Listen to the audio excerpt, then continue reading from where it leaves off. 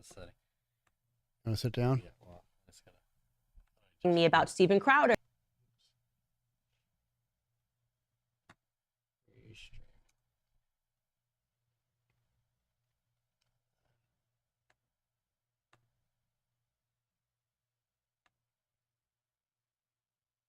Oh wait, oh no, it's showing green now. Okay, maybe it is going. It's going. We are People live. were saying, you need to speak out for Steven Crowder. Candace, blink twice. Thanks, Darren. How we all doing? Let's do this. So I'm going to start off with a little clip from, gotta make sure we got everything going here. Yep, we got so many indicators. We're going to start off with a little clip from Candace Owen because she summarizes, she has a couple of clips. I'm going to watch about 6 minutes of Candace Owen, then we're going to jump right into Steven Crowder and Tim Pool.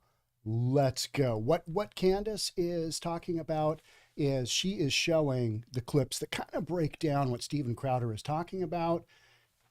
Let's play. Let's roll. So this was a very big story, and I got tons of tweets from people asking me about Steven Crowder. People were saying, you need to speak out for Steven Crowder. Candace, blink twice if you're under duress. All sorts of comments like that, and I had no idea what they were talking about. I obviously then went to Steven Crowder's YouTube page, and I saw a video that he had put up, and he was discussing a company who were essentially offering him what he thought amounted to a slave contract. And it was very heavily implied throughout that the company was the Daily Wire. He said it wasn't the Blaze. He said that there were ad reads, that the company offered him a lot of money, and that he wouldn't sell out. You know, it was this super, I'm a martyr and I'm not selling out to you. And the comments reflected that, yay, Steven, you're a hero. Before I even give you my feedback, let's just hear Steven in his own words. Big tech is in bed with Big Con. The people you thought, the people I thought were fighting for you, a lot of it has been a big con. Now, I'm specifically avoiding naming names or going after individuals in this video because I genuinely hope that those I'm addressing, and you know who you are, have a change of heart. Don't sign these contracts. I now know what you are signing out there. I have the luxury of not having to. You know, let me go through this. If any of the major platforms issues a content strike such that Crowder cannot be monetized on such platform, the fee will be reduced by 25%. And then another 20% of it happens on Apple. And then another 10% of it happens on Facebook. And then another 10% of it happens on Spotify. And then if you get a strike, meaning a suspension, another 20%. Just to drive it home. You get hit by a car, you have a sick day, you could lose $100,000 a day. This is what's sent out to everybody. All right, so you get the gist of this. Keep in mind, this is Candace Owens. She is employed by the Daily Wire. She is a cog in the system. Yeah, she's got her own podcast, kind of. But she's got a horse in this race. She really does. She's kind of defending the Daily Wire, and we're going to get into all of it. But remember, her standpoint is she is protecting her employer, which in turn protects her. Steven Crowder is basically saying a bunch of stuff. Let's keep going. It is a super predatory contract, and like I said, he never explicitly said the Daily Wire, but it was very clear that he was talking about the Daily Wire because how many organizations do you know are big enough to offer him, Steven Crowder, you know, what he should or around the range of what he should be paid? That does ad reads. Obviously, it's not going to be Fox News. It's not going to be PragerU, their 501c3, or Turning Point USA. And he mentioned explicitly that it wasn't the Blaze. So to me, it was sort of like he said, the Schmaley Schmeier, but I'm not naming any names. And I'm going to tell you two things that I thought. First and foremost, to give something a name like the Big Con, obviously, it was mudslinging. And if this was... I thought the Big Con was kind of funny. I did. It's like the Big Con. Oh, did I mean conservative or did I mean con, as in con artist? Either one. Take your pick. But Candace, she felt, this is not good. Was the Daily Wire, which I wasn't entirely sure that it was, but as I said, it was heavily implied. Then he also threw mud on me. He threw mud on Matt Walsh. He threw mud on Michael Knowles. He threw mud on every single person, Brett Cooper, that works for Daily Wire, by implying that we are signing these contracts and he is heroic for not signing it. And pulling out excerpts of the contract to say, basically, we're beholden to big tech, right? And I don't like that. If you want to rev up your engine and fire up your big truck, don't get mud on my car, right? That's my thing. If you want to go to war, keep me out of it. At least say this was a contract that was offered to me. He kind of makes this plea. And again, people were just on board with it. But I will also be honest that I was a bit disturbed. Like I said, heavy accusations that this is how the contracts are being handled. This would mean and imply that I was working for an organization that is not acting in the capacity of what I would like, how I would like them to act, right? Or acting in good faith toward the talent, and it felt predatory. So the first thing that I did was I reached out to executives here and was like, what is this? Are you guys gonna respond to this? I wanna know whether or not you're actually treating people poorly behind the scenes, because it matters to me. It's always mattered to me, okay? You can speak to any organization that's ever worked with me. I have a very good reputation. I maintain friendships with everybody. I do. I don't personally know Steven Crowder. To be honest, the first time I ever had any correspondence with him, he was a bit of a dick to me. You can bleep that out, whatever. But he offered me online to come on the show. I said yes. And an hour later, he lied and said that I canceled, and I never did. And then he corrected it and said, oh, we got. All right. So Candace got a little bit of an axe to grind, but those clips kind of show, the essence of what Steven Crowder's talking about. What is missing is all of the backstory context. And that's why I chose to play what we're going to see next, which is the Tim Pool podcast, because Tim Pool is an independent. He is not an employee of the Daily Wire. He's not an employee of anybody. He's running his own show. He understands the production costs. He understands that this is a business and they've got to make money to run a business. Candace Owens is insulated from all of that for the most part. That's as an employee of the Daily Wire and the way they have their contract structured from my perspective. I'm a real estate guy.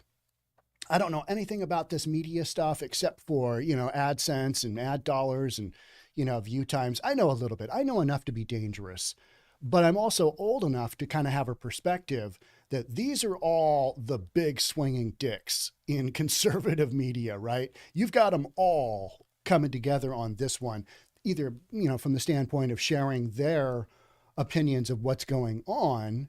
And I appreciate Tim Pool's independence. So let's go watch Tim Pool. All right. That's enough of Candace. Let's see what Tim Pool's got going on. The intro on this it's pretty entertaining. I find Tim Pool's transparency. He's like, making some mistakes. Which I do all the time. All right, let's get this going. Okay.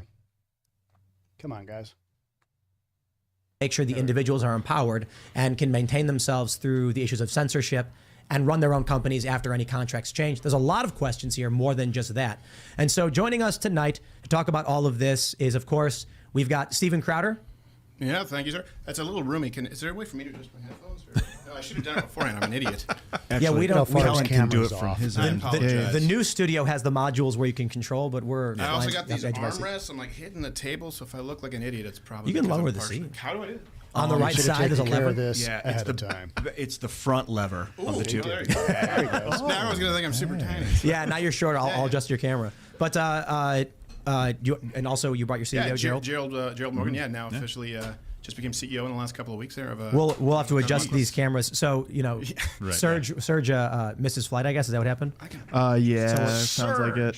So we're completely just, Luke. There you go. All right, there we go. Ian will get it. I just split the difference. Is that okay? I just kind of went up. I don't think they don't have their main. No, he needs to turn it to the side. Here. They're winging everything. Oh, thanks for having. It's almost like one of those things where it's like when Santa met the M&Ms. Yeah. Seeing you in person. I was like, well, they got rid of the M&Ms. He does exist. Right, but they're gone. No, they're gone. They have a lesbian M&M. No, they got rid of it. It's Maya Rudolph now. Just now. Okay, we're going to talk about that, I suppose. But, ladies and gentlemen, before we get started. It makes sense that she's a lesbian M&M that she was so fat. That's fair. Before we get started. Because she's eating other female M&Ms. I'm not saying lesbians are fat. Right. Too much sugar. Yeah. Big bones eat each other. She was big bones. All right, let's do this. Before we get started, head over to timcast.com, become a member, support our work. As a member, you're helping us not just run the company, but also with our cultural endeavors and the weird things we do. We're opening a coffee shop. We're going to have physical locations. Of course, I did the weird skateboard thing where I got that company's logo they abandoned because they were woke. And we're going to do a lot of fun stuff. But as a member, you'll get access to uncensored members-only shows from this podcast, Timcast.RL, as well as Cast Castle, the vlog, Tales from the Inverted World. And we're going to have an uncensored members-only after this show as well, which will be up around 11 or so p.m. We record that after we wrap the live portion. So if you want to check out the uncensored version, go to timcast.com, become a member. Don't forget to smash that like button, subscribe to this channel, share the show with your friends. And we also have Luke Rutkowski joining us today. Hey guys, today I'm wearing my Make America Florida shirt, which you could get on thebestpoliticalshirts.com because Good shirt. I'm moving to Florida tomorrow. Sorry guys, but the Daily Wire gave me a deal I couldn't refuse. really? I'm Good leaving. for you. No, I'm joking. I'm kidding. I thought you were going to say you moved to Arizona because Carrie Lake. No. I'm fiercely independent. I just launched a new business called I'mTheRealOG.com. So if you're in Florida, want to link up with me and want to check out my new business, I'mTheRealOG.com. Check it out if you're a real OG. I can't believe you got that domain. I know. You said it was $5. The Real OG? Really? The Real OG. No. I'm TheRealOG.com. I'm surprised it's not a pot shop. So if you guys aren't familiar with Tim Pool, Luke is often on Tim Pool, but he's kind of got his own channel and side. He's got his own main hustle as well, but Tim Pool brings him on all the time. RealOG.com is like a spam website, so don't go on that one. It like hacks people's computers. Oh my gosh. Don't go on that one. I'm TheRealOG.com. We got Ian hanging So, out. by the way, can I say one thing, by the way? Before we do, we should turn Steven's mic up a little bit. Okay, I was if going to you say, can. because you're coming in a little bit hot in my ears. And that's when you were one saying of OG, Tim's which I'm really main happy to hear, but it was sidekicks. loud.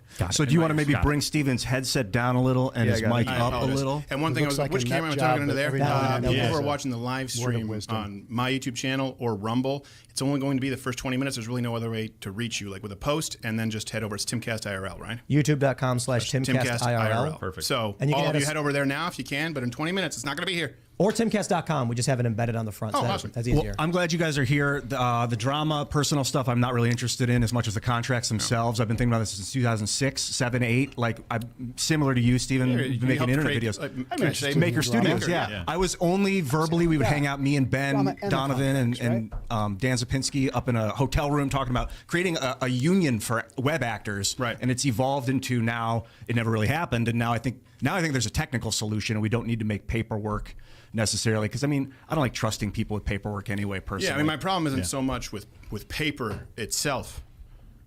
You don't like it?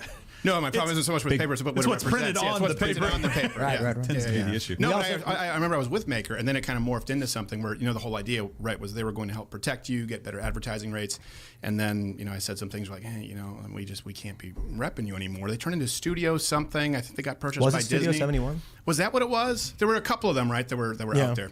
There was like Collab Studios. Was that They're one going that was way called? I don't know. back in We'll the get into day. all that. I want to make sure everybody knows Kellen's here. What's up, everybody? It's Kellen filling in for Serge. Let's get started, guys. Yeah, so Serge misses flight, I guess, but we're all here and we're stringing it together with duct tape. This is And, fun. Kellen's It's one not of the biggest duct podcasts ever. No, he's good. Yeah, he's more like Appreciate it. How's that for throwing you under the bus right off the bat? The way I knew that this podcast was happening is one of you guys put in the comments, you made some reference, and I was like, maybe I need to check that out. And I don't know how many views this podcast had, but at one point in time, I think it was like 145,000, 175,000, some just enormously huge number. I mean, like, competing with like a CNN for a show, right? I mean, just right in there. So whomever giving me the heads up here, thank you. it's that metallic airline tape. That's better. Yeah, it's like people see it and they get scared. It's duct Telling you tape, but don't sack worry. of dog crap. I'll take. Your duct tape. You didn't even get double-sided, Yeah. bitch. But I got Dollar the store duct fancy, tape. the fancy airline duct tape. I'll take it. Reflective. All right, let's Kroger brand duct tape. let's jump. Equate. Go ahead. Let's jump into this first story. We have this stopbigcon.com. Yeah. Louder with Crowder, Stop Big Con, Stay in Mug Club, or join a new. Enter your email below. So let's get started and talk about from the beginning. You, most people are familiar with the story. Yeah. I want to make sure as we get this started, I'll make this. I want to make sure there's important contextual understanding. People have asked why it's so important that, and why is everybody interested in the Can story? you guys see Why have we Tim Pool talked about on it so the much? right-hand side? First, I will Is he say, visible on your I'm screen? biased. I worked for big Let me know in the corporations. comments. I've run my own company. I have this passion for how the media companies operate, how I operate my media company, my vision for the future. And I know so much about this. It's something I care about. When I hear about it, I'm just driven to want to understand more, talk about it, share these ideas. But it's more than just that. I just want to make sure that my bias is clear. It's that I, for one, have taken issue with the establishment media the establishment, the traditional media systems, how they operate with contracts.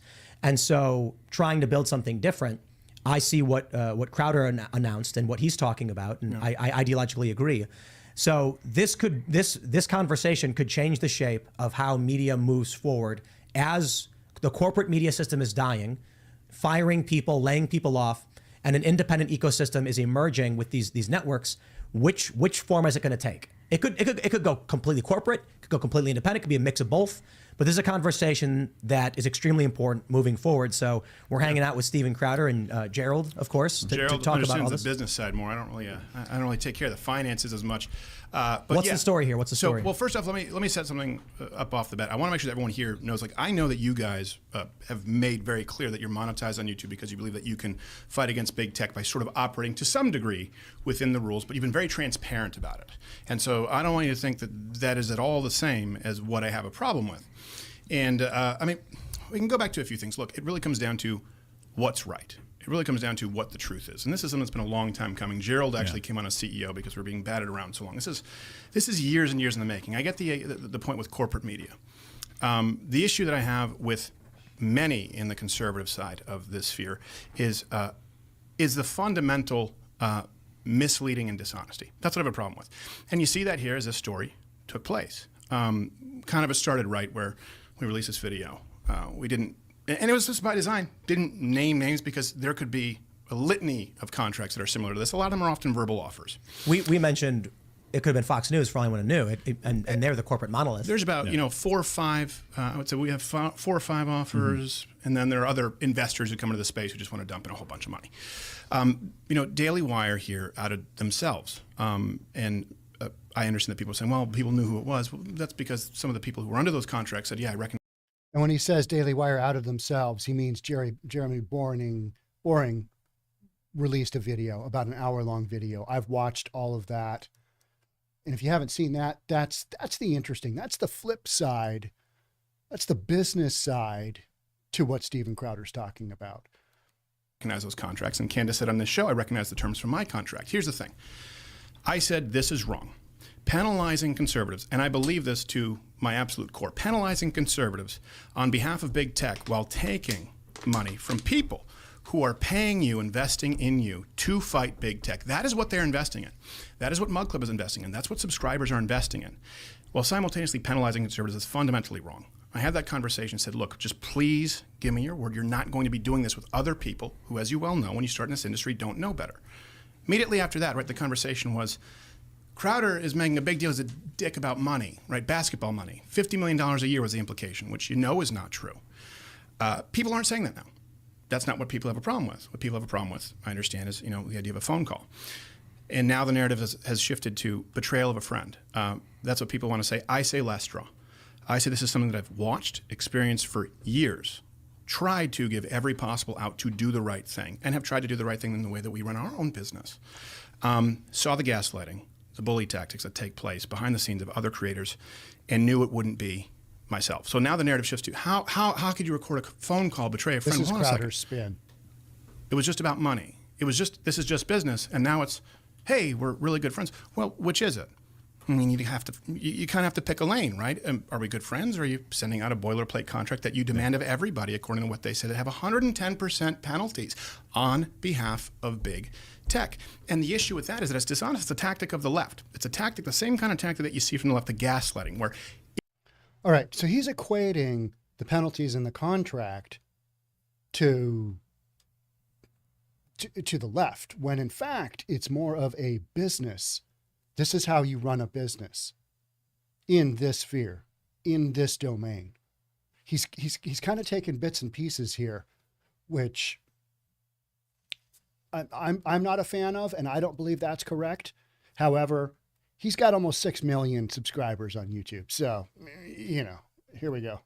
Let me ask you this: real quick. Yeah, I just want to clarify. You said 110% penalty. Yeah, you can see the contract right there. If you add them all up. So because there's boycott money, or what? Yeah. The 110% is, all right, if you get deplatformed here, we're going to take off 25%. Maybe it's Facebook. You get deplatformed here, you get demonetized here, and they've got 2 varying different things for that. Here's the penalty. And what it is, it's the big business. If the big business takes the hit, Daily Wire, then their guy's going to take a hit. That's just kind of how business goes. Now, everybody wants to throw Daily Wire under the bus, but with their business model, this is literally just a term sheet, right? This is a term sheet. This is a first offer. Candace Owens in the first video we saw, she said that she went on to negotiate her contract for 5 or 6 months, back and forth, back and forth, back and forth. Yeah, that's a fair point. Yeah. And this is the issue. I made it clear it wasn't about me. It's about other people. It's about this being the fundamental practice. And by the way, it's not just Daily Wire, to be clear. This happens in this incestuous sphere across the board. What would you do? This is my question. Real quick, let me ask. My concern is if people aren't familiar with the total context, you leave the Blaze, or in the process of, you're fielding offers. You receive a contract. A term sheet, not a contract. Yes, which people are semantically a predecessor to a contract, but which is basically the terms they're offering for a contract. Right. Some people have argued, but the point is, they basically said you will be penalized 25% if you get a strike. No, if you're demonetized. If you're demonetized. Then another 20% if there's a strike. Then another 20%, I don't remember the numbers, for Facebook, for Spotify, but there's also another penalty if your sponsors get boycotted. There's also another penalty if you don't agree to 10%, if you deny 10% of the sponsors, which is probably like you, we probably accept 1 out of 5 sponsors. But let me just kind of go through this timeline really quickly. Go ahead. For people who are trying to understand what's going on, it's basically the contract you received specifically outlined term YouTube. Term sheet. Yeah, the term sheet you received. I don't know if it matters. Said YouTube. You don't put something in a term sheet that you don't want in a contract. Right. Nope. It said YouTube, Apple, Spotify, and Facebook. Yeah. Specifically, if these big tech companies are upset with you, we dock your pay. Yes. That's an important distinction. Hold on. And not even dock his pay. I want to be very clear here. This is a production house. This is our budget that gets docked. Steven is not just taking, this is not basketball where you pay Kyrie Irving to go out and shoot hoops, right? Sure. You're paying an entire team of people to produce. Before we get to that, like the finances, let's stuff, go through the timeline. Let me ask you this. If someone publicly was going, and by the way, I'm not going to be doing the personal stuff. I'm not going to be coming in here calling anybody a bitch, right? Sending out hatchet people. I understand why Candace was mad. Honestly, I understand why she was mad. I'd probably be mad too. So I don't think it gives you an excuse to go and talk the way like every girl does who gets their husband into a fight at a bar, but I understand why she was upset. If you had the ability, if someone's going out saying, hey, you're a difficult person who only cares about the money, and that you're a bitch, and you had the opportunity to clear it in because it was verifiably untrue, which now no one is arguing, would you do it? How else would people switch from, it was about a $50 million salary to, recording a phone call? Do we allow it when James O'Keefe does it? Is it only when corruption is on the side of the left? And here's the issue, I'll tell you who this hurts, the dishonesty. I'm not just saying Daily Wire, this is about the entire movement as a whole. There are a lot of practices that go on, and it hurts the sponsors, hurts the creators, hurts the viewers, hurts the investors. And by investors with us, it's entirely Mug Club. It's people who pay to subscribe. We don't make a dime off of YouTube. We haven't for many years. And it hurts. Mug Club, if you're not aware, is his own private subscription service. He's got 300,000 paying subscribers at $10 a month. So he's got monthly income stream of 3 million base. It can cover some overhead. And one other thing I wanted to say is somebody said, hey, the 50 million for 4 years, Steven Crowder is producing that show, meaning he is covering the overhead. And I had it backwards. I was under the impression that he was just coming on as an employee. Daily Wire was covering all the overhead. And I believe I was wrong. So to whomever pointed that out, and I said, no, I don't think so. You were right. I was probably wrong. Let's keep going. If you believe what we say we believe, the movement in the country as a whole. So that right there, is fundamentally dishonest. And the gaslighting still keeps taking place. Candace Owens on this show said, hey, we all follow the same guidelines, right? We all follow, Crowder does too. That's verifiably false. Candace came on the Tim Pool show. We've had 4 strikes, right? In the last, since May, I think, 2021 to October 2022. One was the Mekhi Bryant. One was a sketch with Alex Jones. That one's guilty.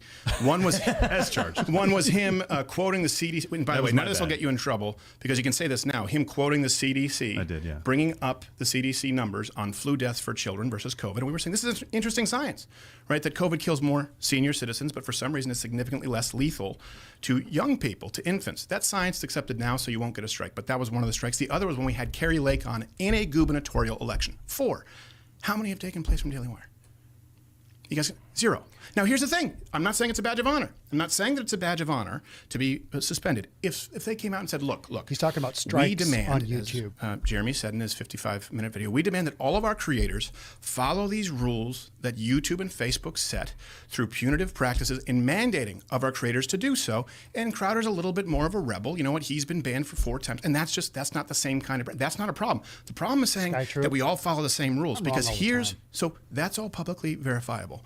Now, I could tell you guys that behind the scenes, I've had many conversations with senior YouTube executives who say, you know, we might be able to get you remonetized if you kind of play ball like these guys, Daily Wire, and insert other people here. I could tell you that, but would you believe me? Would I have to provide receipts? I could tell you that takes place. That hurts the creators out there who they end up, hitting a glass ceiling that is set, the sandbox that is mandated to their creators. The same thing happens with sponsors. Well, let me ask you real quick. What does that mean, play ball? Obviously, you're paraphrasing, but yeah, paraphrasing.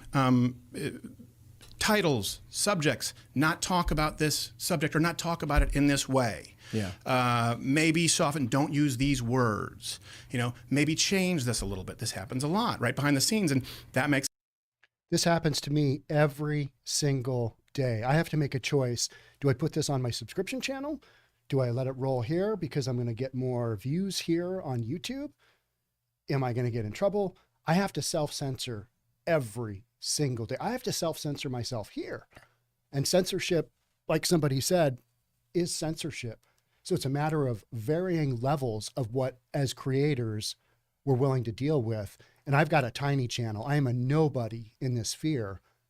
And, they're really ratcheting down on channels like this just because we tend to grow. Makes it impossible for independent content creators. The same thing happens, by the way. So that's gaslighting that you see right there. We all follow the same rules. It was about money, then it's about a phone call. With sponsors, look.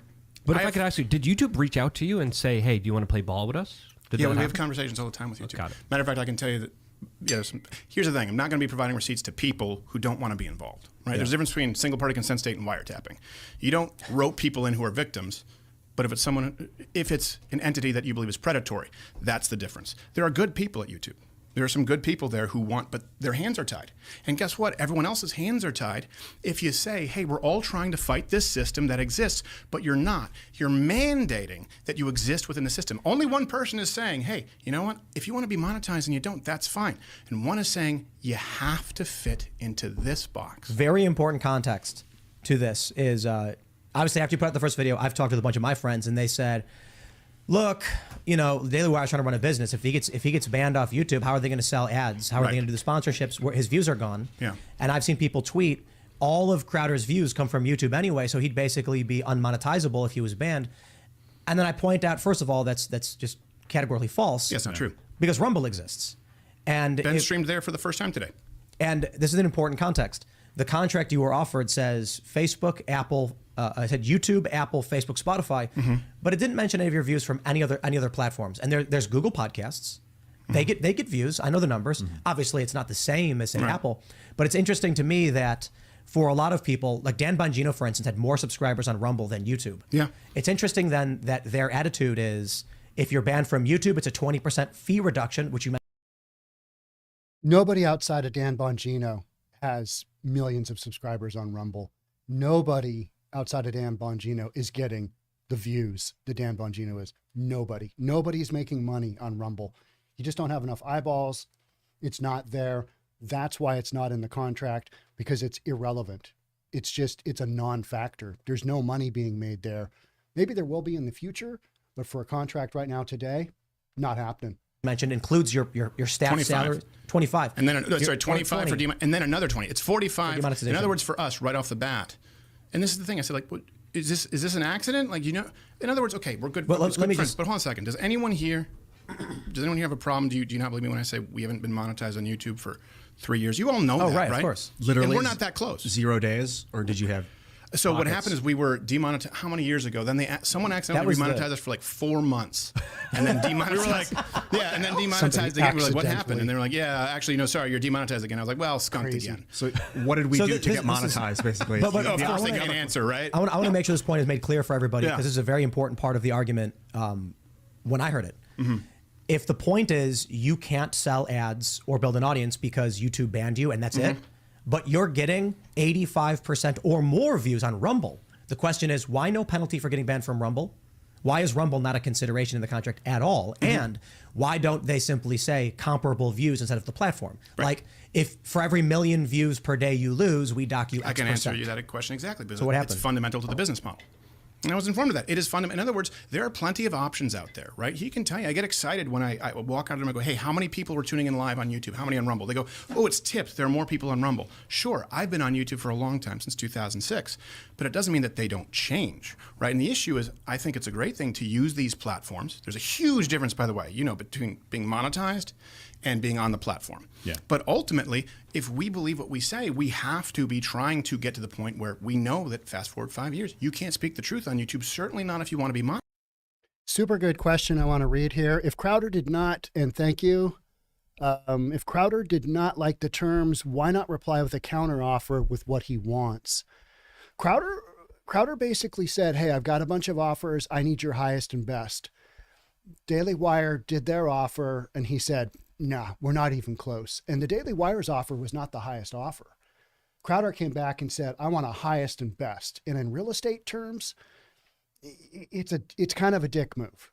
I want your absolute highest right here, even though we're not even really looking at a contract. That's what Crowder did. And then now we're off to the races. Now we're dealing with all this drama.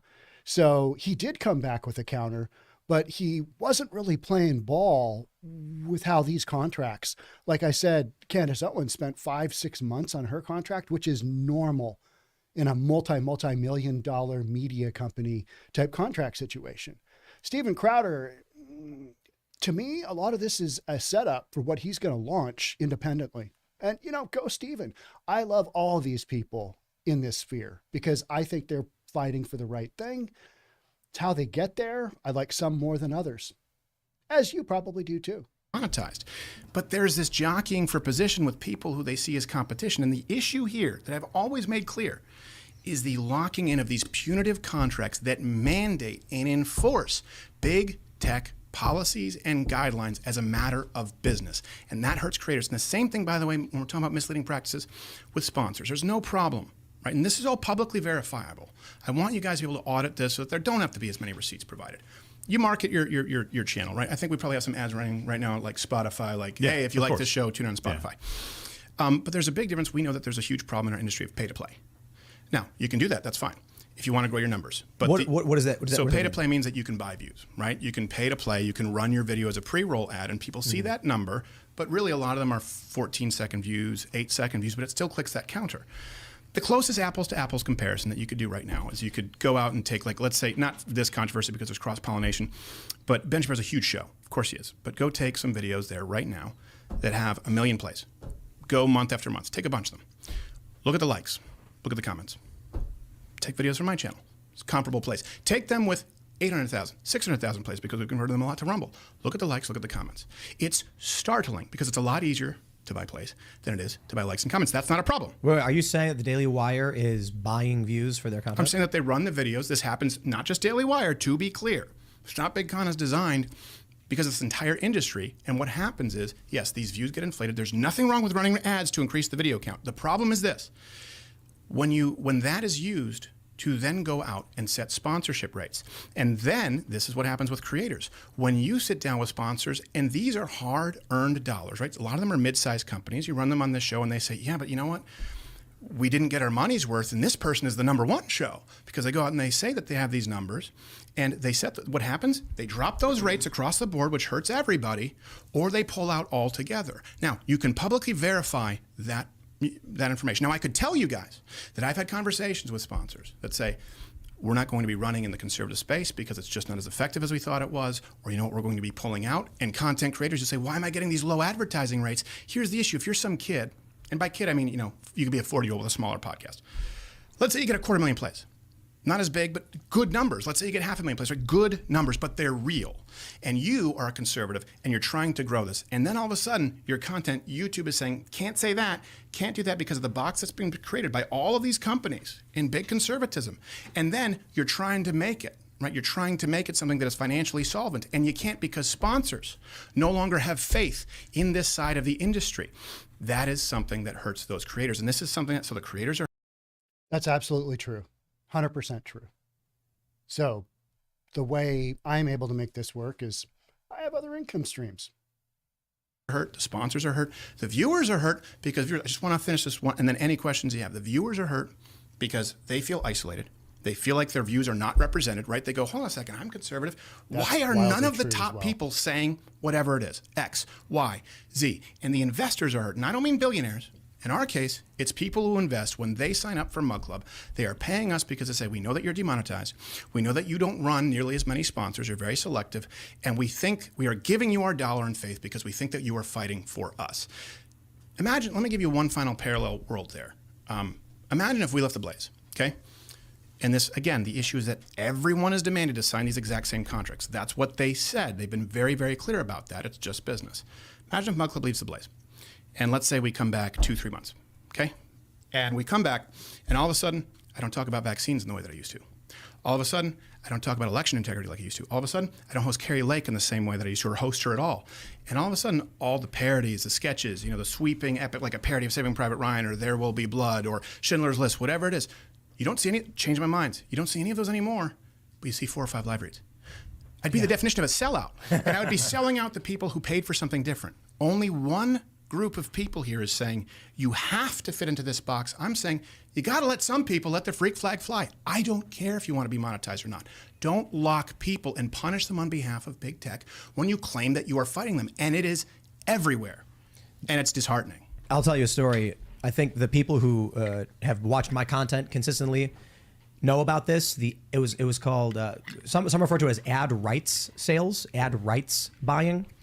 Back in the early 2010s, these up-and-coming digital media outlets would sell the rights. What they would do is they would buy the rights to views. Mm-hmm.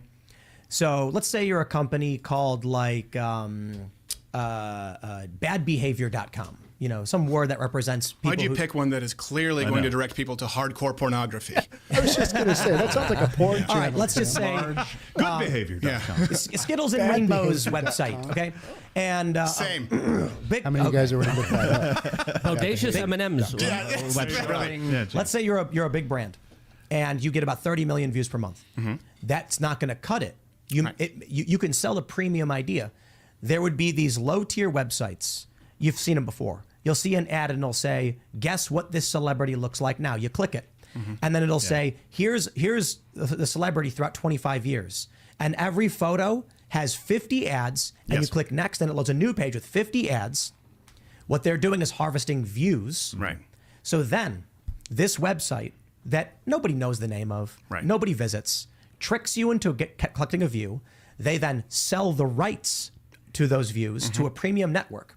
The premium network then goes to advertisers and says, our network gets 200 million views per month. Right. And if you advertise with us, you are in that network. And in reality, you only get 30. Talking but they about bought manipulation. The rights and meanwhile, there's some kid who's actually getting 10 million views, right? Meanwhile, there's some kid, and he doesn't get the same advertiser rates because he gets burned. And then those kids drop out. Does anyone ever wonder why the burnout rate is so high in this industry? There's so many good people. I mean, you can go back to when I was on PJTV in 2009. People who I worked with, good, solid people who, by the way, had skin in the game, who had a lot to lose. And you'll never hear from them again because they just go, I'm out. They get disenfranchised. They get disenchanted. And that's the issue. Look, it doesn't affect me. I'll be fine either way. But we've always talked about building a bench, and I've always talked about wanting to be able to pass the torch. It's not possible. When you've got 300,000 paid subscribers on your own private network, you've got some income. He's got the ability to do that. What we're talking about is everybody else still up and coming, anybody future-wise. And remember, these guys, Steven Crowder is 35 years old. He's 35.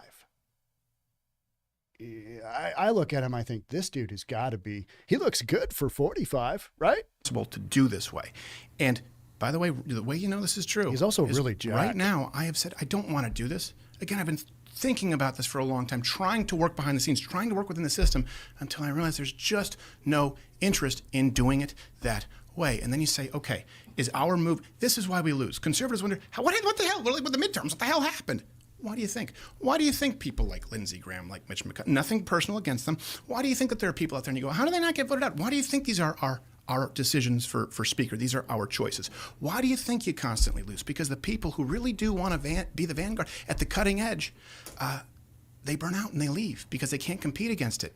And that's the issue. I got to tell you, man, I make this point all the time where I just say, for all the people who are claiming I'm a grifter or I only want money and that I don't really believe the things I'm fighting for, I'm like, it would be so much easier to sell everything, shut it all down, and just buy some properties, rent them out, and not have to worry about any of this. Take money and shut up, right? Take money and shut up. But it's not about what's easy. Yeah. It's about what matters. Yeah. And by the way, we want you guys to make money. We want every conservative in this space to run a profitable business. That's what I run. I own a wine started business. Manuka honey back there. Yeah. We want people to make as got the much good money stuff. as humanly possible, but do it honestly. And just be honest with people about how you're going to spend that money as well. Well, there's the no issue problem. too. Again, when we're talking about honesty, is it just friends or is it just business? You kind of have to pick one. Is it a lash out or is it premeditated? You kind of have to pick one. Look, Let's yeah, go ahead. I do want to talk about the friend versus business thing, but I do want to first jump into a segment where we can talk about $50 million. The big narrative that we were hearing about your Well, argument. it's not anymore, right? They changed it to the Right. phone call. That Now was the it's- initial narrative, which was a lie. That's a tactic of the left. Well, so Gaslight. let's do the context here. Yeah. You put out a video. You mentioned, look at these fees. It's, I never mentioned money outside of what I believe were immoral penalty fees. I never talked. Yeah. You've never heard me say, "Hey, not enough money was offered." That's not what it's about. So when we first were watching the show and we talked about it, I said, "What's the fee? We don't know." And then the Daily Wire's response, of course, was, "We offered this guy $50 million." Basketball money. Basketball money. The response then from detractors and most people was, "Holy crap!" And they're imagining Steven Crowder in a big private bank vault diving into a bunch of gold McDuck. coins. Scrooge McDuck. When in reality, the $50 million included the entire budget for your whole staff, your whole production facility, every production you would have done, meaning you've got to pay, how many employees do you have?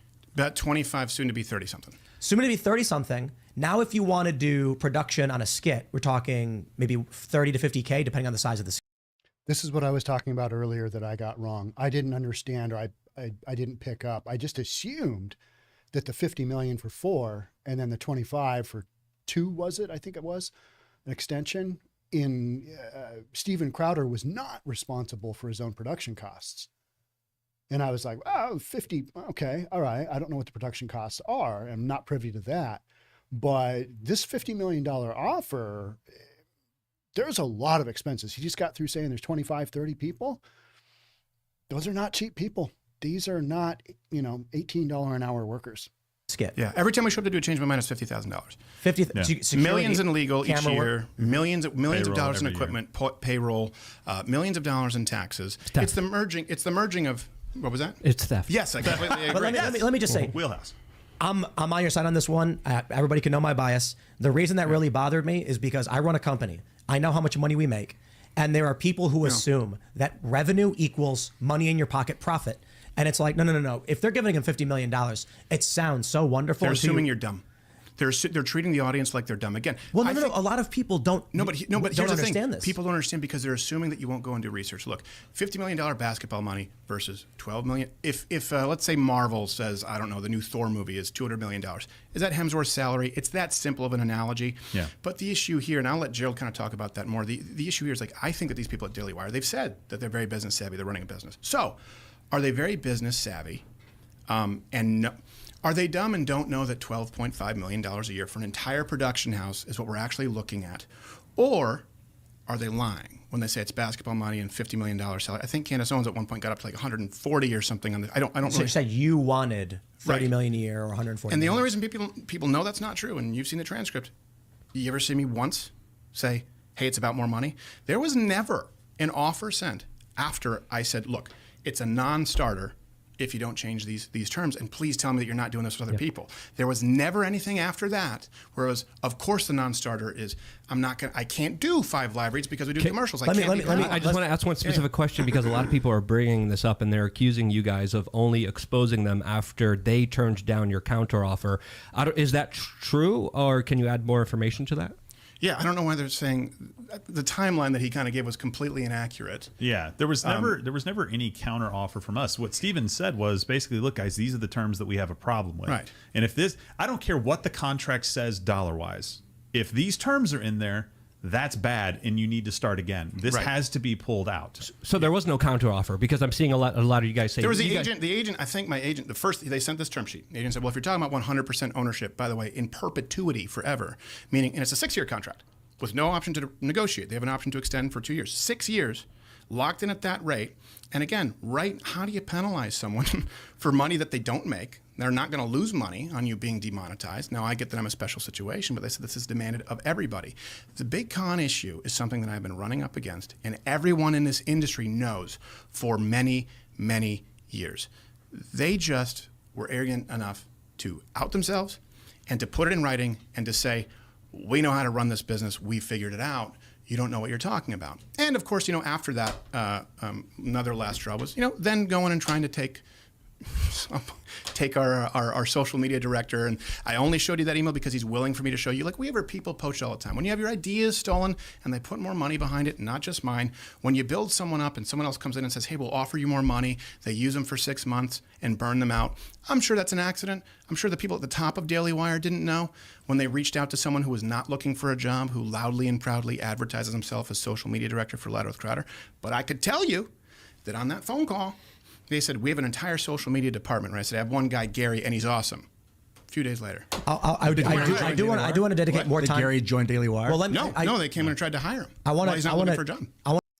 So I wanted to run kind of that long sequence there. We're getting into some of the weeds, of the details here, which I find fascinating. But some of the things, so when Crowder says, if there's no revenue coming in, and this is my point, if there's no revenue coming into the show, and he's still got guaranteed income of $50 million, whatever company, he's at, is losing money. If they've got outflow and they do not have the inflow, this is business. I want to dedicate some more time to starting from the beginning of the context of that story. But I wanted to address something before Luke jumped in. How dare you, Luke? Yeah, how dare you, Luke? I got to ask Florida. No. Go to Florida. I'm sitting here. That was a good question. I'm not saying it. I'm I want to put a tack in this. And one of the big things we're hearing is a friend. That you guys were friends, and the recording of the phone call and stuff. And thinking about the contract. 4-year contract with option to renew for 2, locking you in at that rate, 12.5, including the entirety of your staff. And it's just business, and I'm kind of like, I hear that. It's not something friends offer their friends. No, is it boilerplate? We send this to everybody? Or is it a friend? You know what it costs to have a lawyer mark up a term sheet? It ends up being thousands of dollars, especially when it's like, hey, look, hit select all, delete. None of this makes sense. This isn't for someone who's been demonetized. But the problem, and that's when it came down to, well, you heard in that phone call. I said, take me out of it, right? This is not the right fit period. I knew that. Please tell me that these are not the terms that are demanded. Penalties that you are monetized on YouTube, that you remain on Facebook, that you stay in. Please tell me these are not the terms that are demanded of everybody. And I said, those were the last words. And he said, yeah, maybe I'll take it under advisement. And then you go, okay, all right, this is where we are. There's no hope for the movement if we claim to be fighting big tech and we sell out the people who are paying us to do so and fighting on behalf of big tech. I'm sorry, it is something, it's wrong. Earlier in the show, you mentioned that, I think you mentioned this in the show, that you... What I think of there, and my initial thought was, meet the new boss, same as the old boss. That's what Steven Crowder is going to become. He's going to start running his own show. He's going to start bringing other, content creators in, and he's going to go, oh my gosh, this isn't working out financially. Oh, I need to, good Lord. Maybe Daily Wire was right. That from my business perspective and my limited understanding of how these contracts work and the income streams that they're talking about for these shows, that is my initial thought is, well, Steven Crowder's going to figure this out, but he's going to have to go through this the hard way. And maybe the Daily Wire is absolutely screwing these content creators. And they probably are, because you can't get that large without, the little people supporting all of the bandwidth and the infrastructure. So there's probably some on both sides. And what's going to be entertaining is just how this plays out in real life. And that's part of why I wanted us to be here today, because I think this is worth talking about. And a lot of folks who don't know who these folks are, they're like, who? We know. You were in Hollywood, you were doing the standard talent route, and then you decided to come out on YouTube as a conservative, and it basically cost you a lot. You lost your manager.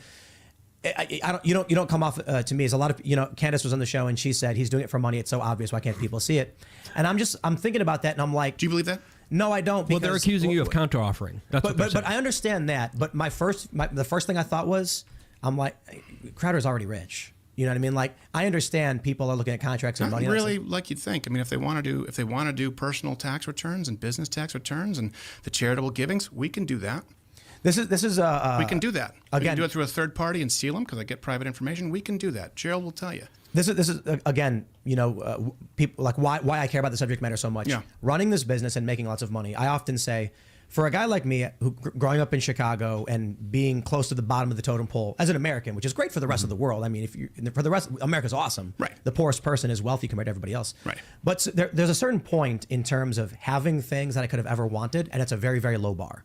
Right. I'm making it once I got hired by Disney, the Disney Fusion, they're paying me $250K. I'm staring at money I have no idea what to do with. Right. Beyond that, I'm going to change the world. I'm going to do everything I can. That's but this is the thing. The dialogue shifted to money, money, money, money, money, money. You heard me say this is wrong, and then it's money, money, money, just a business. And then it's this is wrong. Money, money, money, money, this is just a business. Look, it's not just a business. And by the way, when you're talking about business, find out what motivates the people you're in business with.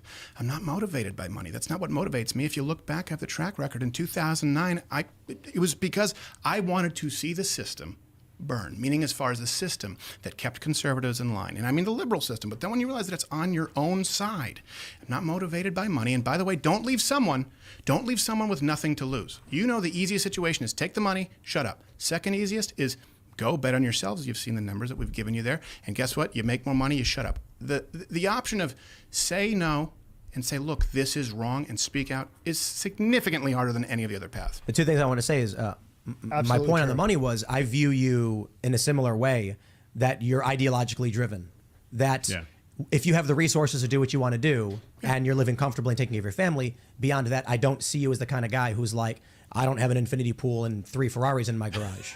So when they say Crowder is just... What's the infinity pool? Is that the edge? It's where the edge goes off, like, and so, yeah. It looks like a horizon. I have no idea. That sounds nice. Yeah. I mean, I wouldn't mind into a one. sewer. That's Right, but the question is, if you had the Sometimes choice these guys between an are just infinity flat pool nerds, and right? Let's call it what a they young, are. a talented personality who is going to help change the shape of this country for the better, I think you're going to choose to change the shape of this country for better. That's my view of you. 100%. I had to tell this guy that it was okay to buy a reasonably priced shotgun. Yes, I'm not kidding. This is not me like stating. Well, he is Canadian. We've been friends. We've been friends for a while. Steven can tell me at any point to go pound sand, right? So I'm not kissing up. It's just like he's like, guys, I want to buy this shotgun. And I'm thinking, Benelli M4. Benelli M4. Yeah, It's a good one. I got one. I got one. Though, right? I got Do you have the H2 over? I have the foldable stock. Hey, look, I want. Yeah. Is it basketball money? Crazy expensive? No, it's We're not. Right? talking And so he Benelli. Everyone in America deserves a shotgun. A Benelli too. A Benelli. We went Nice. to it. It was 2.5. We were in Texas together, and then you were there when I bought it. But we were at a shop out here. It's a fun Luke gun. said, "Hey, you should buy that. It's really great." I buy it, and then he goes, "I want it. I want it instead." Was it a Benelli? And then Yeah, I was pissed off because I was like, I didn't think. I was like, I should have bought this. And then he bought it before me. Okay, And I'm like, okay. wait. So wait, hold on. This is fun because this is. We had a he whole was- argument. John was. By the way, how many people are watching right now? 150,000-ish? 158. On our channel, 158,000. 158,000. Amazing. So what? 158. Is that a? 158,000. That's just on your channel. That's why we're still streaming on ours. Right? I think second highest number we've ever done. Okay. Just on our YouTube alone. Did you want to transfer? make a no, point? no, it wasn't really a point. It was the Benelli M4, right? So what happened is I really wanted, but they're not cheap. And I was like, you know what? I can't justify buying this. You can go buy it online. And so I was talking with Gerald and Johnny Boy, who you met, my Canadian friend. I said, okay, you know what?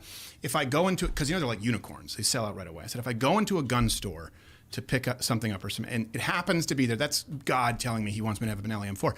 And I went to go pick up some transfers from Walther, and lo and behold, I see one there, just came in, and it's the H2O version, the Cerakoted version.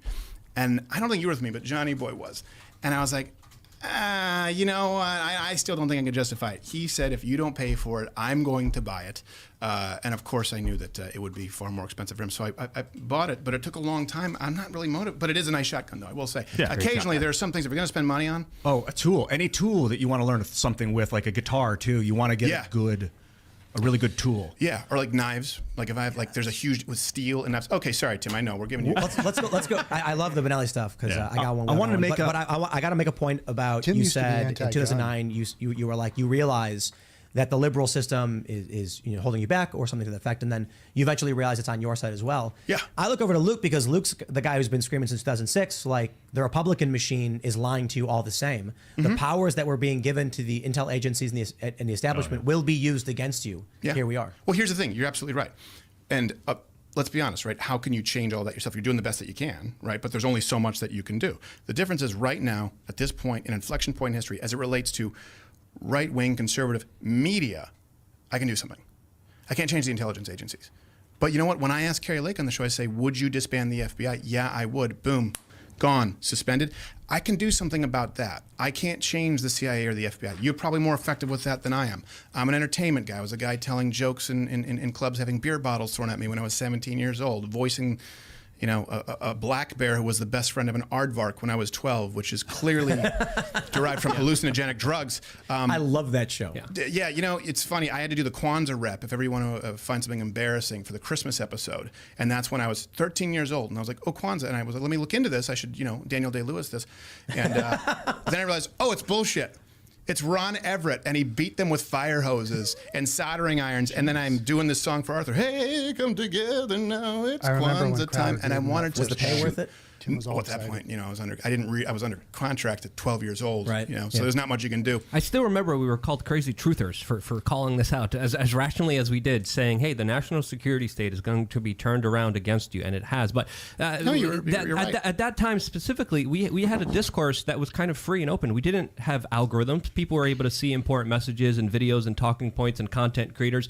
Now we're living in a different age. I wanted to kind of get your point of view. Some people say you have to keep pushing the Overton window. Some people say you got to keep playing ball. Mark Dice is also in the chat. He just is accusing Ben Shapiro of allegedly paying $135,000 to boost his Facebook posts. I don't know if that's true. Well, who cares though? He can do that. The only issue I have is when that's used and it hurts people because sponsors drop out because they don't get their money's worth. Again, I could tell you that. But would those receipts be a betrayal? Because this industry fundamentally needs to change. People are investing in you and in us and in what you're saying. Right? If you can't say what it is that you're saying right now, let's say if you sent a contract and said, yeah, but you know what? We have a lot of buddies in those systems. You're selling out the people who are supporting you. And that's something that to me is unconscionable. And people can disagree with it, but no, I think you're absolutely right. So People what would be the total solution? I want to get into the problem solving. Like, what would you do if you were the Daily Wire? Okay, so the only thing, and this is the thing, this is all done right now. I'm not saying that I have all the answers, but the first answer, and I've said we won't talk about this again. If someone takes a pledge alongside me, anyone in BigCon, just the only thing that I ask is that you do not punish conservative content creators on behalf of big tech. That's it. Start with that. Let's start with that. Before we get to everything else, right? So a lot of times people want the entire solution. Just start with that. You won't be penalized 25% if you're demonetized on YouTube by the people who are supposed to be fighting for you. Now let's address the argument there. Yeah. The argument they've made is why should we be the ones to lose money if you're removed from the platform and not making money? And that sounds really great, right? It's a partnership. That's what they were talking about. They were trying to pick like a partnership and put it into contract form, or at least in this, like a term sheet. Let's hang there for 1 second. I want to go back to a couple of comments. Was this a mafia contract that was offered to Steven Crowder? I don't know. What is a normal contract within this case? If Steven Crowder is producing all of this stuff, this contract sounds worse and worse, right? It sounds terrible. And does the Mug Club, is that part of what Daily Wire is going to take? Is that Daily Wire's to take? Is that their income stream to take? Or does Steven Crowder does he still get that because that's his side gig? And then who, after this contract is over, who takes possession of that? In whose possession does that remain? So many of these things. And this was a term sheet. This was a term sheet. This was not a contract, right? So this was a low ball first offer. We get those in real estate all the time. Low ball first offer.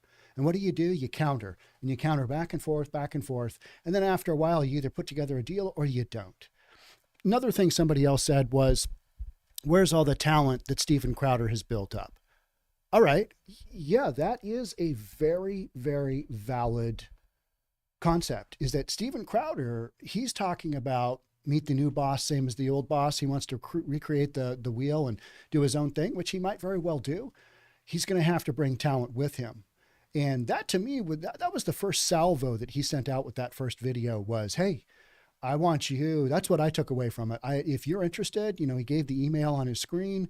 I want you to reach out to me if you're a young content creator, because I don't want to see you get screwed by these big corporate guys. That's what he was trying to bring in. Okay. All right. I mean, yeah, maybe some of these terms are ridiculous, but the infrastructure it takes to, bring along a young content creator who is basically a talking head with some opinions, I'm just as guilty of that. But it takes an awful lot of money and assets and continual resources to get that person to grow.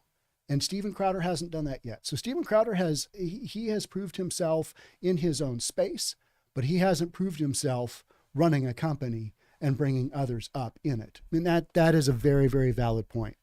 Right? Well, what it didn't take. Okay, yeah, the Blaze took his mug club and members. So that's some of what I was going to do a deep dive on that this morning, but I didn't get to it because I worked on that Candace Owens thing. I know there's 2 different versions of the mug club. This whole thing just gets a little muddy, doesn't it? And so the Blaze took it. That's interesting. Take into account, honestly, is okay, what if Steven, member. okay, it's $12.5 million. What if he's making them 30? What if he's making them $30 million What's the starting point a year? Is a guarantee. Yeah. What if he's making them $30 million a year, and all of a sudden, instead of making 30, you subtract 2 from that. So it's fine to share in these things when the expenses come up, but when the upside comes up, we're not really in a partnership anymore. We would be the this only wasn't one, about money, guys. We would be the only ones it's at risk. just disingenuous. The only ones at risk. I'm already demonetized. Right. I can hear Jeremy hold on, being this like, is- "It was a term sheet. I would have negotiated." Okay, I can okay, hear him. all right, just- hold Well, on, look, I can write that I But want he to have didn't, sex though. with your wife on a There is term no- sheet. Oh, I thought you were going to redline wait. it. It's like, come on, that doesn't. Okay, George just stands up. I had sex with your wife. This is a good point. It penalized you. It's if you get banned, you lose X percent. And No matter how much you're making. 45. no matter how much you're making, No. and no matter how much you lose. Yeah. Yeah. If you lose $0, they penalize you. And the penalties add up to 110%. And they said in their own video, this is demanded of all creators, right? Does anyone disagree that that's what was said? This is what everyone signs. Now, here's the issue with that. Again, you don't put it in if you don't want that. The counterpoint, Candace said, is she negotiated. She hired a lawyer. Yeah. Steven Crowder has the resources to hire a lawyer and redline this. Sure. She put on her I thought big we were girl good pants. friends.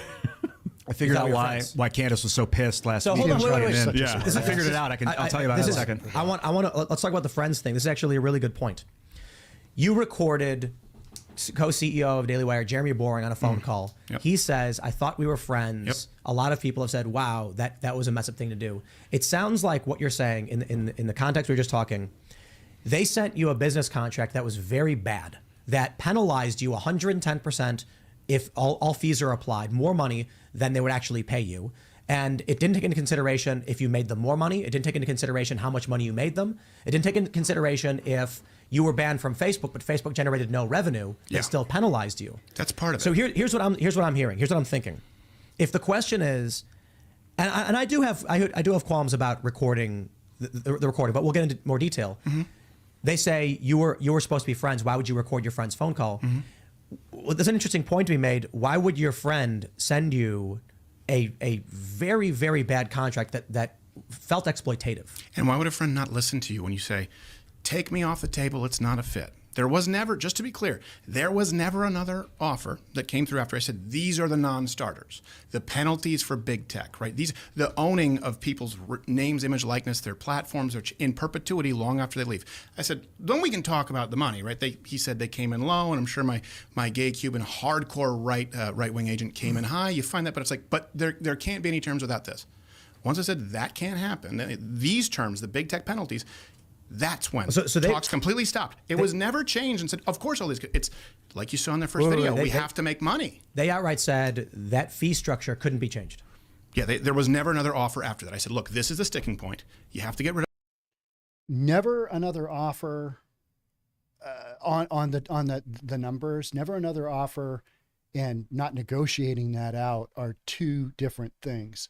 The Daily Wire may have decided, okay, he's going to go with all this other stuff. He's probably already got a higher offer from somebody else.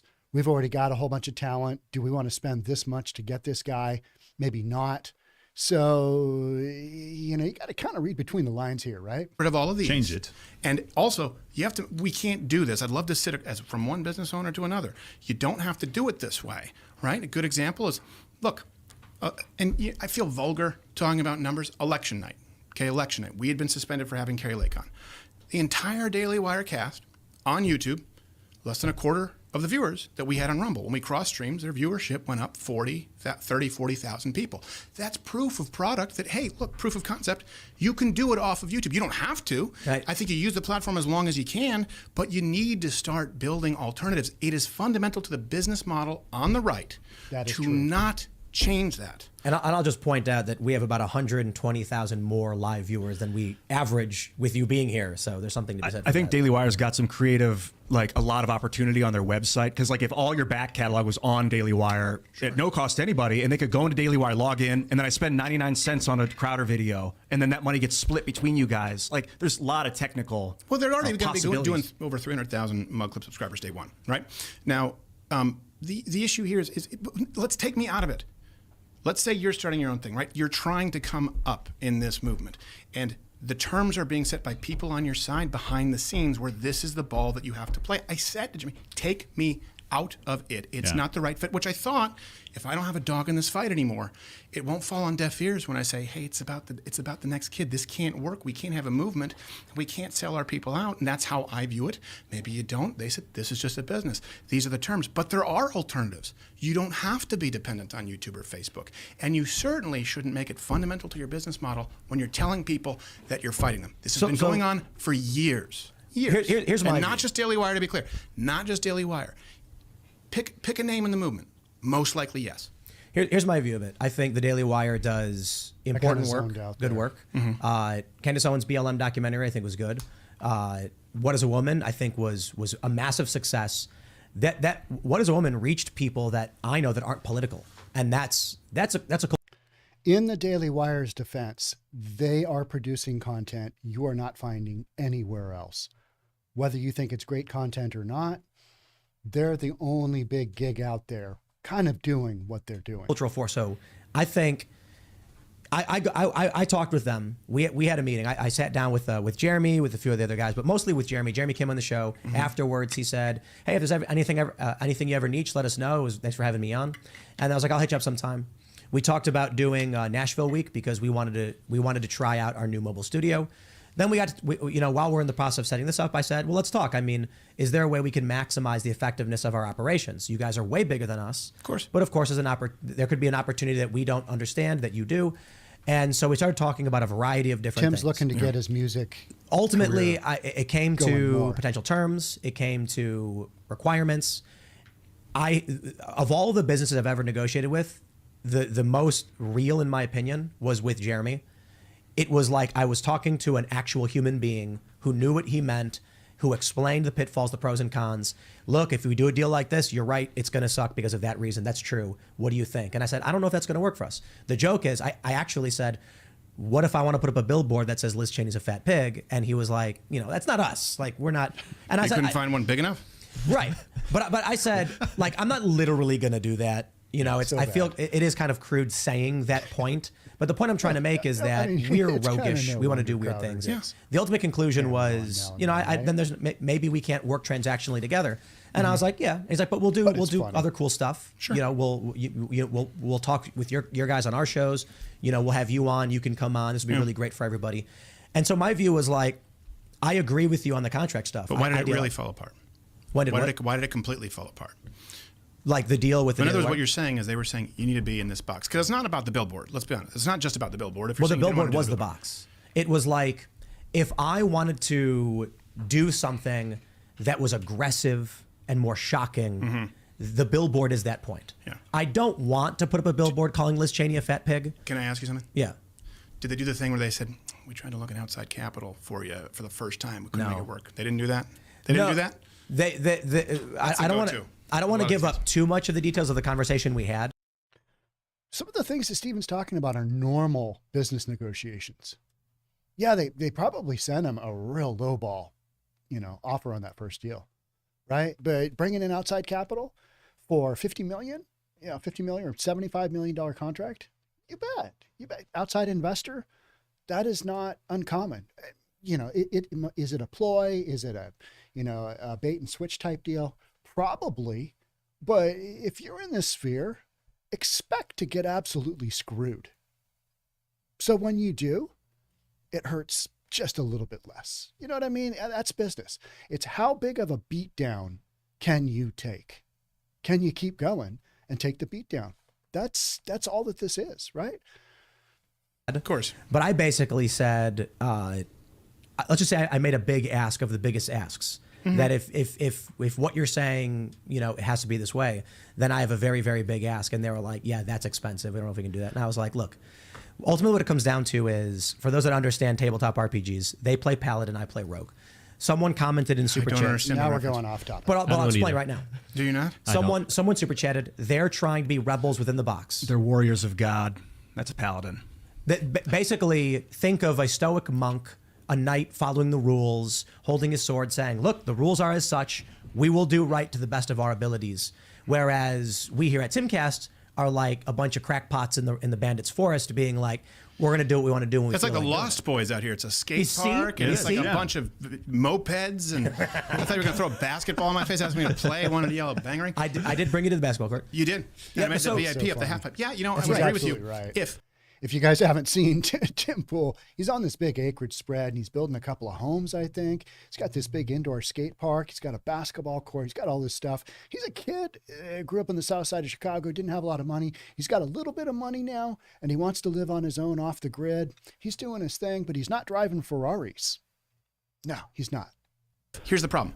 When you have a few, because it's, again, this is not about the Daily Wire. There are a few key companies that control what is permissible in this movement. And these few key companies are saying, this is the only way. I'm saying there could be many ways. It would be one thing if we're saying, hey, maybe this way, maybe this other way. But now this sort of reeks of, why don't you go and create your own YouTube? Why don't you go and create your own, find billionaire investors to give you seed money? Yep. Well, how do you do that when then, this happens a lot, ideas are stolen, and then millions pumped behind it to promote it as though it seems original, and then they steal your talent, who you foster. You know, you've probably had this happen. I've had it happen with dozens of people. The picture I sent you of people working at our company, there's at least 4 or 5 there who worked for me. They were young. Other big networks in this space came in, offered them a bunch of money. I said, look, I'm not going to keep you. I give you a letter of recommendation. After 6 months, they come back. So I wanted to talk about poaching talent. I live here in, you know, Seattle area. Talent is poached every single day in the tech industry. It sucks because you get somebody up and running, and you get them just the way you want, and they're doing a great job for it. And then somebody else scoops in, an Amazon scoops in, whatever scoops in. It's kind of just business. To address what you were just saying about these companies playing by the rules, that's completely my experience with a lot of these different companies. Is that big tech is clearly infiltrated by, I mean, you look, Alan Bakari, I think it was, got his hands on that Google video where they were crying that Trump won. Mm-hmm. This is Google. I love this. On my Wikipedia, it says Tim Pool, maintains that there's a bias in big tech against conservatives or whatever. Sure. And I'm like, no, I don't. I read a Gizmodo article from 2016 that said Facebook was suspending conservative news outlets. I was in there. Yeah. That's how I met my half-Asian lawyer, Bill Richmond. He read the article, and he was like, yeah, it's like the Chris Kyle Foundation, Ted Cruz for president, and you need some representation. I was like, They act like it was a smear against me, that I was pushing conspiracy theories when I was literally reading the left news sources. Right. So anyway. And Luke saying, told you. They set these terms, these big tech companies. And then what happens is the leftist organizations clearly say the stupidest and craziest things. ChatGPT, the AI bot? Mm-hmm. It was, I think, Jack Posobiec who asked it, or he tweeted this out. When asked, did Joy Reid and Rachel Maddow spread COVID misinformation? It says, no, they didn't. Mm-hmm. And it was like, well, they did. Literally, we know for a fact they did. Yes. And then it goes on and says, well, while they acknowledge some mistakes, no. The whole machine is skewed in that direction. What happens then is big tech company, I shouldn't say big tech, I'm sorry.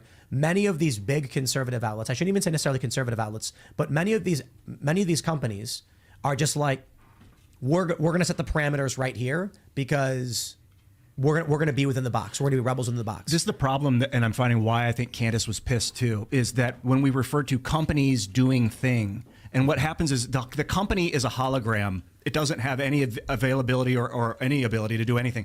The people, so when you're negotiating, for instance, it comes out, Steven Crowder negotiating with the Daily Wire, quote. Right. And that brings all these other Daily Wire employees into it. Like, they were getting messages, Candace was, Michael knows, on their chats, and they're like, now I'm involved because it was between you and Jeremy Boring, They don't have to be Ben involved, Shapiro. There's actually 4 owners to the Daily Wire: Ferris Wilkes and Caleb Robinson, owned by Bent Key Ventures. So you're only in negotiation with 4 people. If we stop saying YouTube is doing this, we're going to get a lot more accurate in the people. Who's doing it? Who's using YouTube as a filler? Yeah. I want to know. And also that leaves out unnecessary collateral damage. Yeah. Well, like I was saying, it's like they send out on YouTube, you know this, they send out representatives to conservatives, and they're patsies for the higher-ups. But when you get coming back to you time and time again, you know, if you did what company X, if you did what company, meaning big conservative companies who have meetings with them, if you did that, we might be able to get you remonetized or at least not suspended. And that's what, I mean, this is the thing. Is there any examples you could give us about key issues specifically about that? Yeah, anything Super relating, good you know, question back right in the there. day on trans issues. You know, for example, we had a character like we did for a long time. Trenny Bain was a character that we did. It was Bain Dark Knight series, and the whole idea was an uprising, you know, Arkham Asylum against YouTube. They said you can't do that anymore. There was one where they said you can't sell off-site the socialism shirt that we had, which wasn't even on YouTube. The socialism was for fig shirt. You don't want to know the funny story about that? I've never seen John laugh so hard. Was we started selling on the website because socialism is for figs. It's a play on words. You may not like it, but people also need to know Che Guevara executed gays, right? This is a guy, if when you wear a Che Guevara shirt, you're wearing a Hitler who was less successful in being charismatic and duping people. Not saying Hitler was successful. I'm saying he was a genocidal maniac. So, of course, we're mocking him. YouTube says, well, you can't do that. That shirt is hate speech. It's off the platform. So what we ended up selling at the Crowder shop was a mystery box. And I get a call from one of the most senior executives at YouTube. And he wonders why he gets in trouble.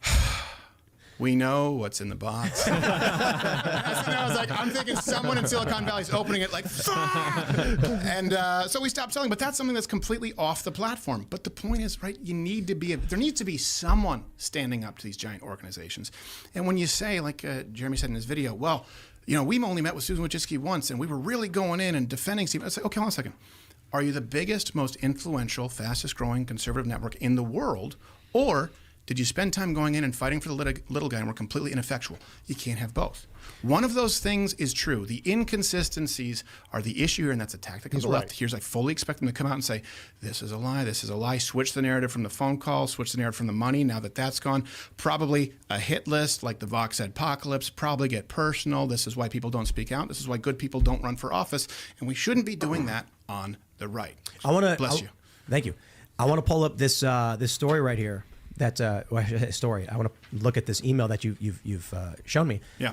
The Daily Wire tried poaching one of your employees, and what would make this significant is if this happened after your negotiations. Yes, it okay, so after you're talking, and it's not the first time that this has happened. But real quick. After you were talking with the Daily Wire about potentially doing a deal, they reach out to your employees. And I'm looking at the email right here saying that, you know, they came across the social media manager. Hey, they got a great opportunity. Join the new counterculture. It says they emailed your staff and said, come work for us instead. Right. That doesn't not sound like something a friend would do. No, and the only reason I'm showing you that.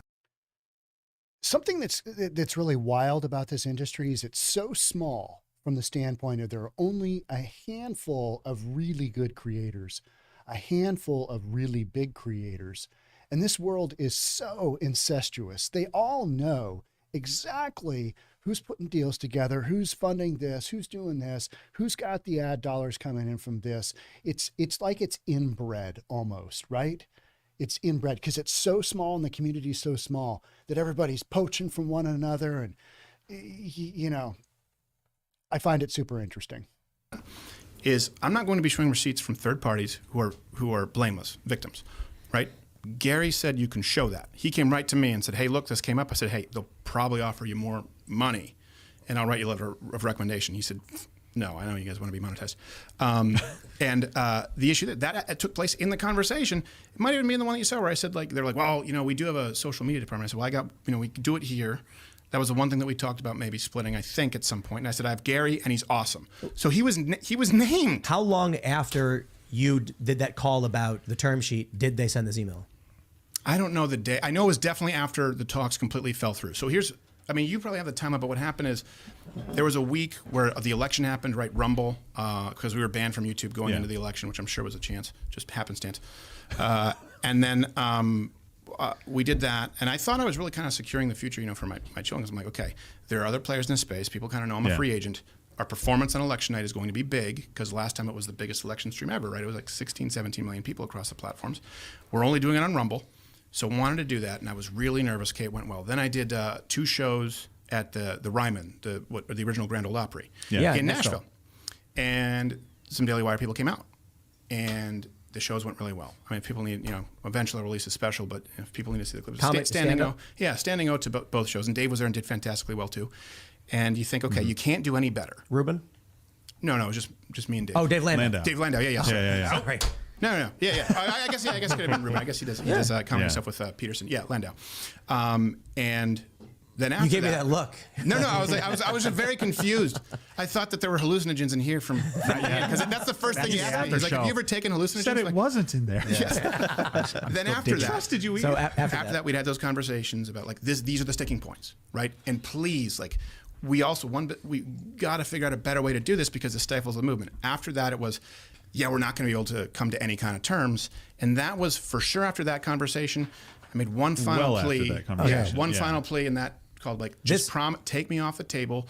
Promise me you won't do it to other people. And the question is, look, was your understanding when you invest money, when you subscribe, was your understanding that all conservative talent out there, nearly all, are penalized if they're demonetized? Was that your understanding? Was that your understanding that then they are penalized if they are suspended? Then they are penalized if they don't take as many lives? Was that your understanding when you were investing in people going out there and fighting for you? Because I know the feedback that I get at these live shows with thousands of people at every event. And it's not a hard-earned dollar that I take lightly. People feel powerless. They say there's only so much I can do. At least that guy can go out and fight for me. And I'd like it to be these guys and girls, not a guy. And for context too, it's very important. These fees pertain to strikes and bannings on the major big tech platforms, irrespective of your viewership on the alternatives we're all trying to help. Or subscribership. Or subscribers or sponsors. And it's demonetization too. That's here's an important picture that should be painted. A lot of people are saying, Crowder, you recorded Jeremy. That's not what friends do. They're surprised by it. But here's what I'm seeing now. And, putting myself in the middle of this. You're always in the middle of it, Of course, that's what I do, right? But look, you go to the Daily Wire. Phil, no, your term sheet. Okay. You go to the Daily Wire. They say, here's a term sheet. You go, whoa, this is crazy. Right. Hey, you can't do this.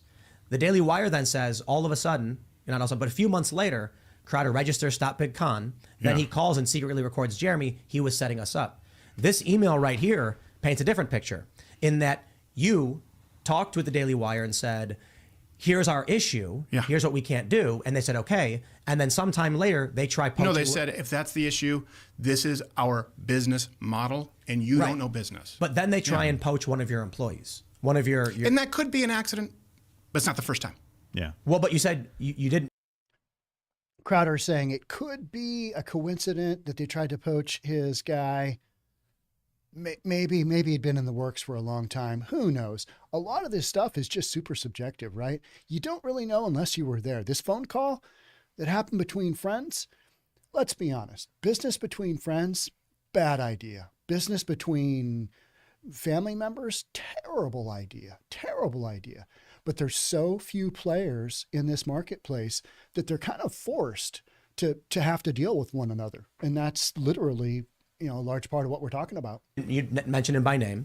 And Gary, employee poaching is considered vulture-ish as it is, but it is business. And by the way, there's a huge difference between employees reaching out to you in a company and you fielding it, which happens, versus going to someone who is clearly not available, who was mentioned by name, saying this guy is awesome. And Gary's hilarious because he's Russian. He was born and raised in Russia until he was 13, but he seems totally American, no accent. But then occasionally you realize like he'll say something out of context, like I can kill 2 birds and get stoned or something. That's me. But I'm Polish. Mixed metaphor. So were you raised in Poland? Yes. Okay, so there you go. No one would guess. They call him Lucas. So those first few years, did you have those disconnects where people are like, "Are you not?" And you're like, "I don't understand whatever." First few years, he still does it. I still do it all the time. Yeah, all the time. But look. This is the point I'm trying to make. the picture painted so far was that you all of a sudden set up this plan to get the Daily Wire, and they were blindsided by it. But it actually seems like now there was a bit of a back and forth in that you said, hey guys, I don't like this. Then they say, well, that's a business. Then they try to poach one of your employees. Then you're like, okay, this is, it sounds like. It's been going on for years. But everyone in the space knows it. Everyone in the space knows it. This is not an issue of they had a polite conversation with you and said, we're sorry, we disagree, and then you devised a plan to come after him. There was, then the Daily Wire comes and tries to poach an employee. Then you guys are like, these kind of business practices can't continue. And it was always about the terms, and it's stupid to say that this was our plan to get subscribers. I'm sorry. Like, I get a little bit pissed off with this because that means that you didn't pay any attention at all to Mug Club Forever. That was us getting in touch with our subscribers and making sure that whatever home we went to on our own with somebody else, we were going to have access to the people that paid for our content. This was not a plan that was hatched to make sure that we could ride off into freedom and do whatever the hell we wanted with this really great email list. Yeah. It would be the hardest way for that. We said it. Yeah. It was clear. And you saw the numbers there. It sounds like you guys are like right on the precipice of creating your own network or your own website where people pay you $10 a month and just get access to that. And I really don't want to have to do that. Like, here's the thing, right? Wouldn't it be great if you could link arms with the self-professed, most powerful people on our side who are supposedly fighting for us? But the problem is when they say, we have no interest in doing that, you go, wait, hold on a second. Here's the good news. I bring tidings of great joy. We can get just as many viewers on Rumble as you can on YouTube. And by the way, stay on YouTube, but just don't punish conservatives for being demonetized. They go, this is the business. We know. No one else does. I don't want to start a network. If you guys could counteroffer, what would be the things you would counteroffer right now? What deal would you guys take from a big company? Let's not just say the Daily Wire. Let's just say there's another company. What's your ideal? Gerald can take. Here's the problem. I would take a deal. I would have taken a deal that was less money, and more honest, and more freedom, and not penalizing other people. He steps in because I'm like, yeah, it sounds like good money. He's like, you don't know what our expenses are, Gio. I'm like, I don't know, Gerald. You tell me. I got a lot of different terms that you would have. So that right there kind of encapsulates Steven Crowder's idealism. He wants something that really isn't out there. And that's why I keep going back to eventually when he gets his show all set up and his systems all in place, he's going to look at his budget and go, that offer from the Daily Wire probably wasn't that far off. That's the way I see it. Have to negotiate, and this has been the sticking point from the very beginning, and it kind of goes back to something that you said about Candace getting these questions. Can I grab another water? It is just 100%.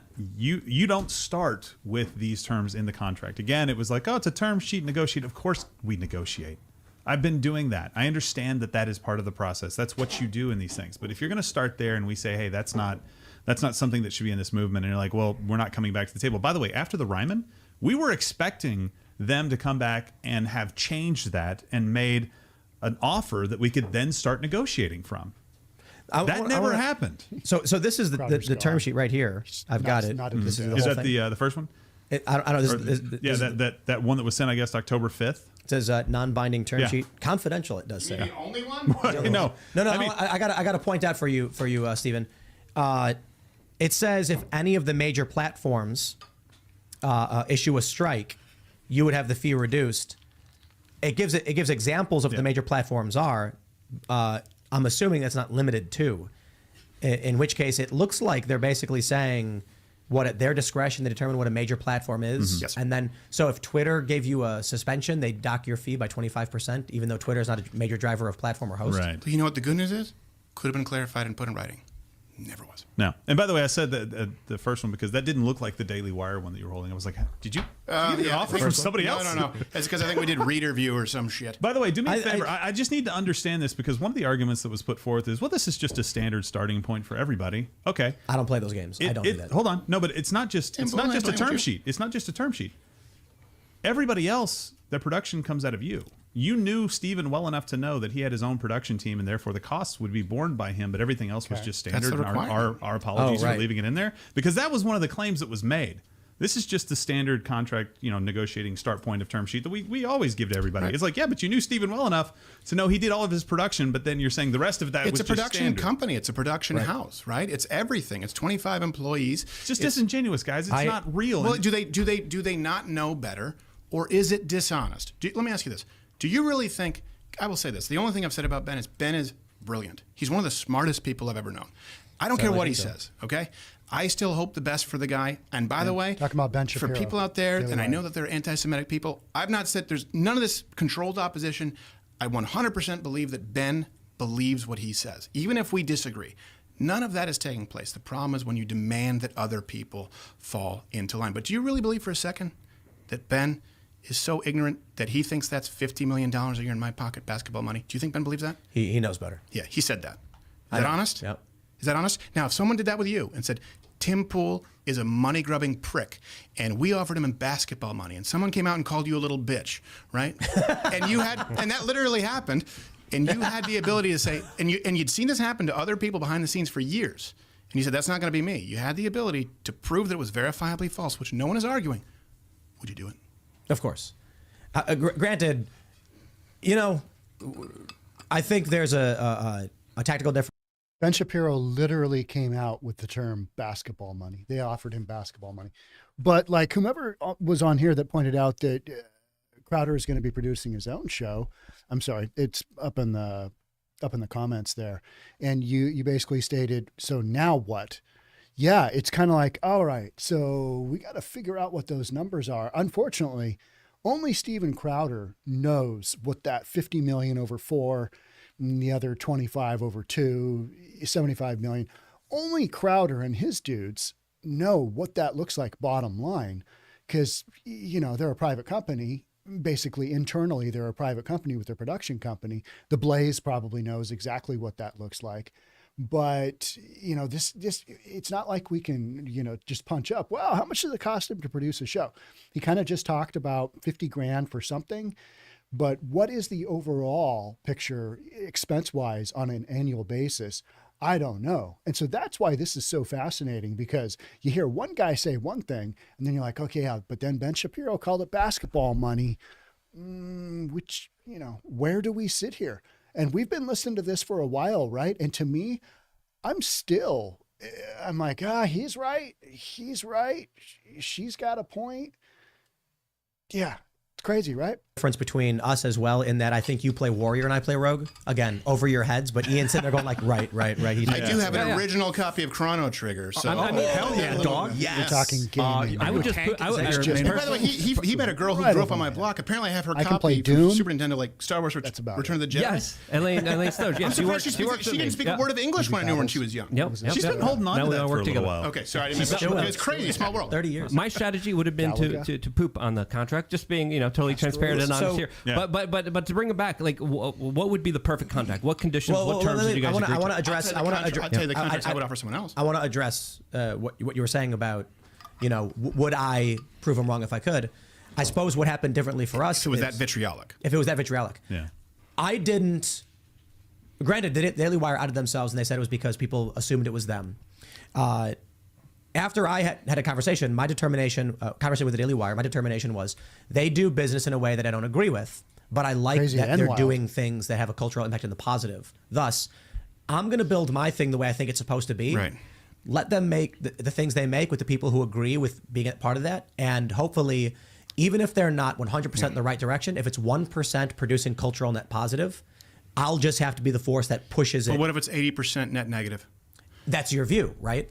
I don't know. I think, well, again, the view should be the people the investors in our case, right? There are no other investors, right? I own 100% of my company. We've entered into licensing agreements where people have temporary ability to monetize the subscribers and the content therein, right? We still have all the content when we left the Blaze. We still have that because there was a period of time.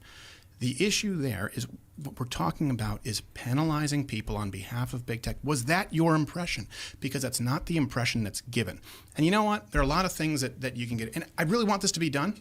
Just pledge that we won't penalize people on behalf of big tech. We can talk about it. Hey, there are ways to do it with Rumble. I know you've talked about a decentralized solution to people subscribing, right? And I think there's good with that. There are also issues because people have so many different places where they have to pay right now and they kind of want to get one portal. Hopefully there's a way to figure that out. Here's what you do as far as a contract. If it's someone who's coming in as an entire production house, I've been having contracts negotiated. You said you were in SAG 2000. So I was in since I was 12 years old and had agents negotiating contracts and term sheets. I know what a term sheet looks like. Every time we do a live show, by the way, I'll be in Louisville, Kentucky, February 10th. I think we're adding a show on Thursday. You can go buy tickets on the website. Every time I do a live show, there's a term sheet. And the term sheet is, this is what happens with live shows. Okay? There's a minimum guarantee. Yeah. And the minimum guarantee is no matter 5 people show up, if it's, you know, your dad and your Aunt Tilly, we pay you this, and then there's a percentage of the gate. And if you want more, if you're willing to bet on yourself, right, you say lower that guarantee and take a higher portion of the gate. I go in and say, don't give me a guarantee, and I'll just take the gate. And they sell their drinks, right? They end up making more money. We're giving them less risk. What you do is, Luke, to answer your question, you can present it if it's a production company where you want them to incur all of the risk, all of the costs. Okay, you do a rev split where there's upside for both sides. Or some people want security, right? We have 1099s who work at the company. We have employees. Some people want security, and so they become salaried, and they get health insurance. They get a 401k. You can provide 2 options.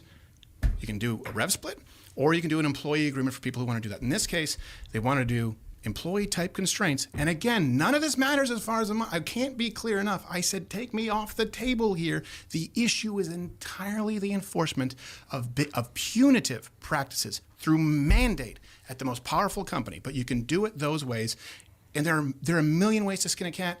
You can make that work. And that's the way that it's done. We both know in the liberal cesspool that is Hollywood, where everyone is out trying to screw somebody. They still know that you can't do that. They still know that that's not enforceable. The decision to remain monetized rests with the creator and always stays there. It's not a part of the model because to your 51%, yes, that's fine unless we fast forward 5 years. 5 years from now, Daily Wire is undisputed #1, 5 million subscribers, and big tech turns the switch.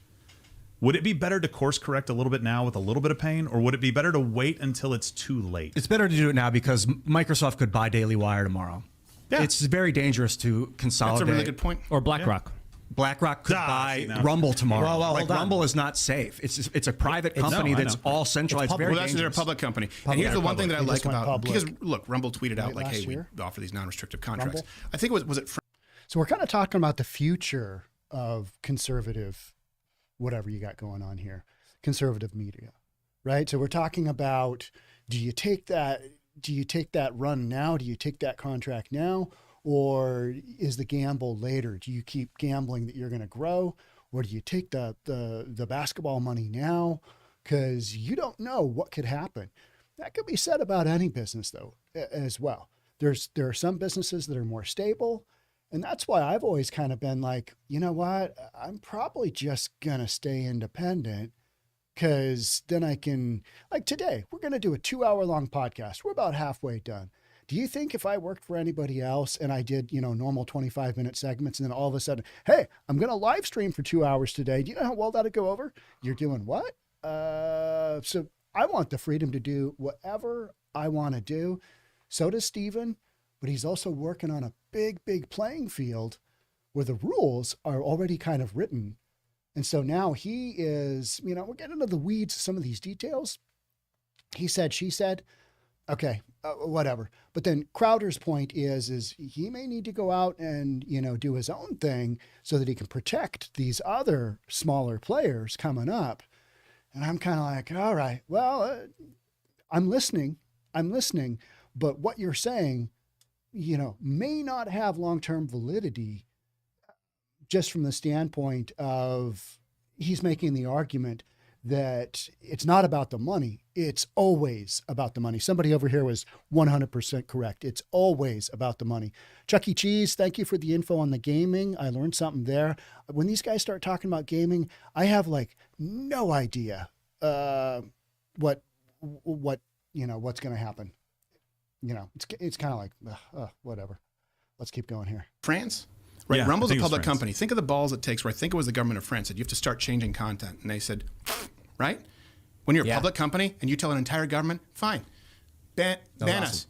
That's the kind of balls that people are like. And these people, and by the way, the guy who runs is a Canadian, the CEO. Mm-hmm. He's not even. I don't think he's super conservative. He just sees the writing on the wall. Why did those people get it? Why? Because he's been under I would say, tyranny now. When you see someone like Trudeau, just because he does blackface and he can't throw a jab doesn't mean that he's not a tyrant, right? People have lived under that tyranny. They go, we can't let that happen here. So Rumble gets it. They tell France to go fornicate themselves with a wire brush. But the people who take money from hard-earned conservative Americans who are wondering how they can fight back, how they can have a voice, don't see it. Do they not see it? Or is it the business model, right? You can't have both. That's what I'm wondering. Did you feel like your buddy, and then what I mean your buddy, like Jeremy, you and Jeremy are friends or whatever, but that he lowballed you, he knows your value and he lowballed you, and you're like, dude, if you're going to do that to me, I'm going scorched earth. No, I'll do everything legal in my. It wasn't the lowball. It wasn't the lowball. It was the hey, look, prompt. Look, let's just sit down and talk about how you can do this without mandating through punitive practices against not some, according to him in his video, all conservative content creators.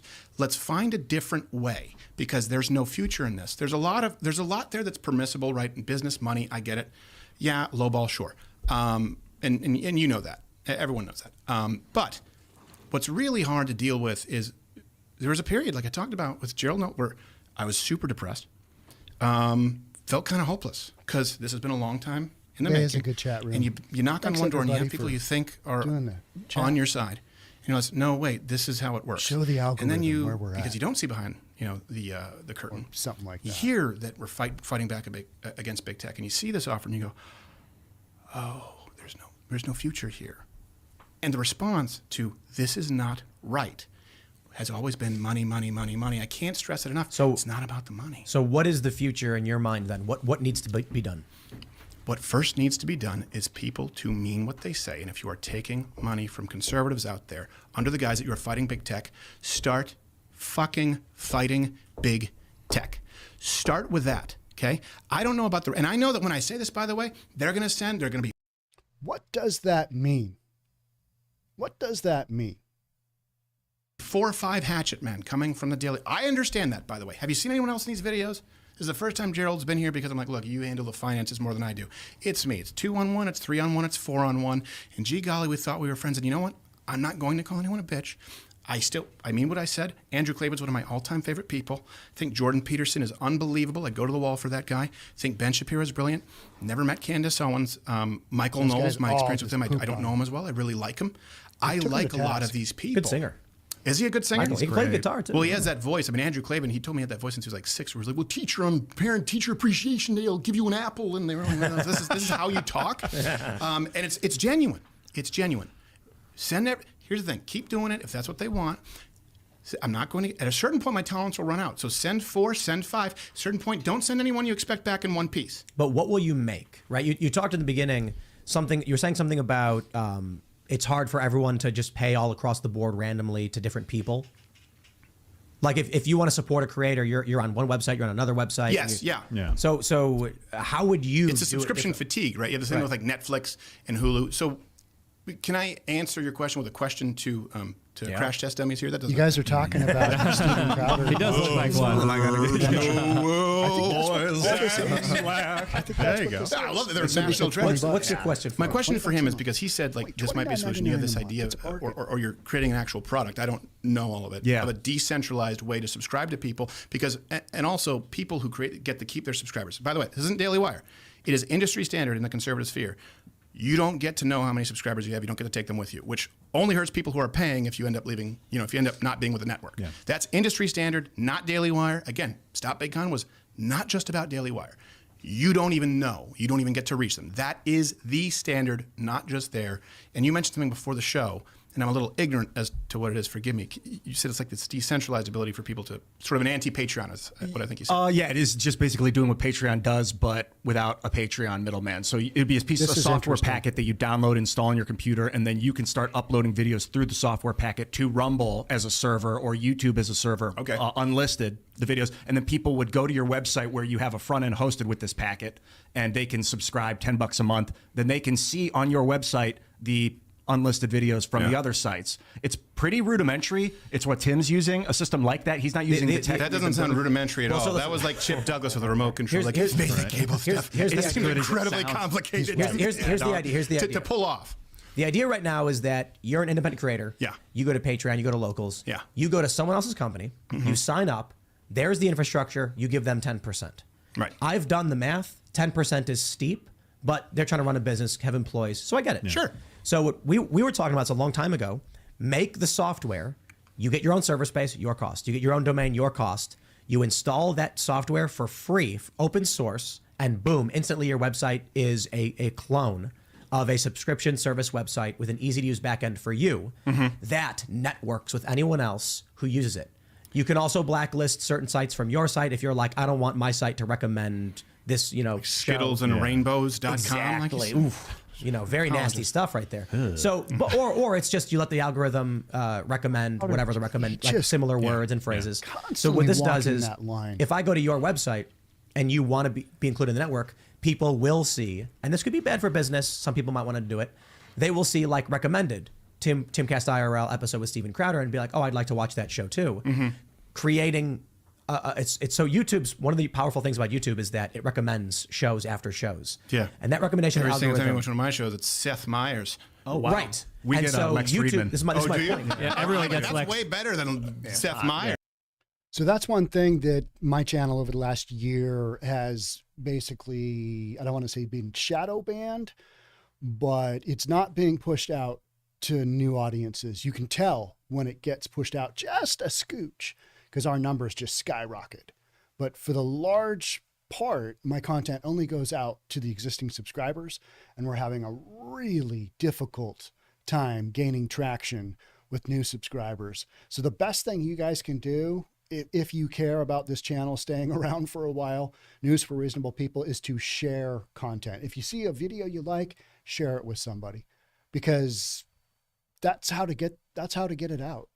But Lex Friedman's good. This is the point. Thank you It for used those to that be already legitimate. It used to be that if you watched Crowder, you get recommended similar shows or more Crowder. Now they're driving everyone away. Right. Yeah. And so they're taking away the natural networking marketing value. Yeah. So our idea was create it decentralized. No one gets a cut of your money. That's your business. You got to spend money on your bandwidth. That's your business. Sure. But it's free, open source, and it rips away from the centralization and creates. So I really like that. Now, here's the one thing too that Gerald kind of knows is what's always been true north to me is the viewer, right? As a person watching, is how do they get the most value for their money?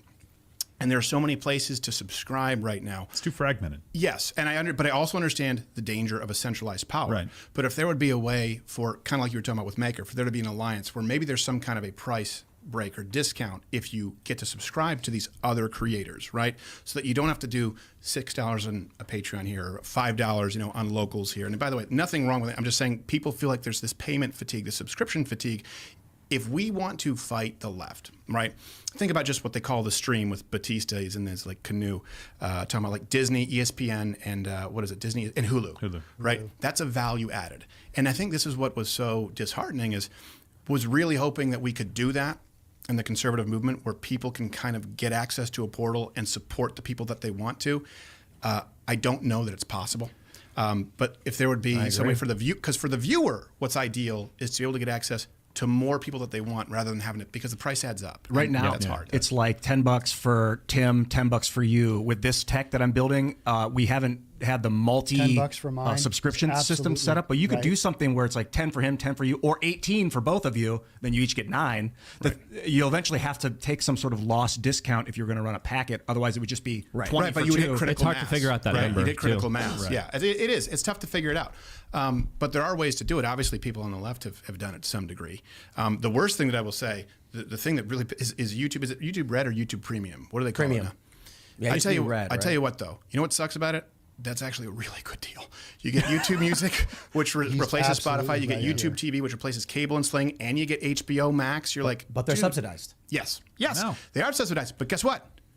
So are these companies on the right. All right. But they're subsidizing it in a way that is tell you. not foundationally Somebody was sound talking about for big oil move money. forward. Let me tell you something that really. Daily Wire. I feel like this should I- require Daily hallucinogens going for like, Wire. man, I'm so happy to if you're This- interested. We'll something. go to a mountain somewhere. or something. He's game. Let me tell you guys something that is kind of crazy to me, and people don't believe. There are no investors in Timcast. There's only me as the principal of the entire company, sole owner, sole board member, president, CEO, treasurer, chairman, et cetera, et cetera, et cetera. There's staff. I have a COO. We've got people who work here, but I own literally all of it, control all of it, with no outside investment. It's literally just I started making. And you're not even Jewish.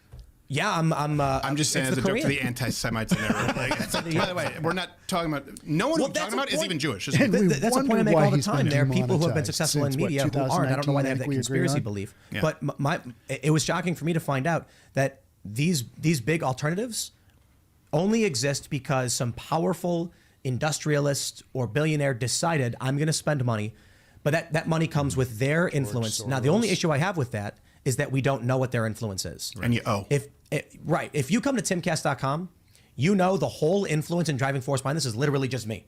If you're a customer here, as a member or whatever, you're supporting us, it is literally me in charge of everything. But a lot of these other companies, you don't know who's behind the scenes putting money in and saying, hey guys, I want to see this. I understand how businesses work. I understand how investment works. But you won't know. And if you knew, it's ball retractingly terrifying.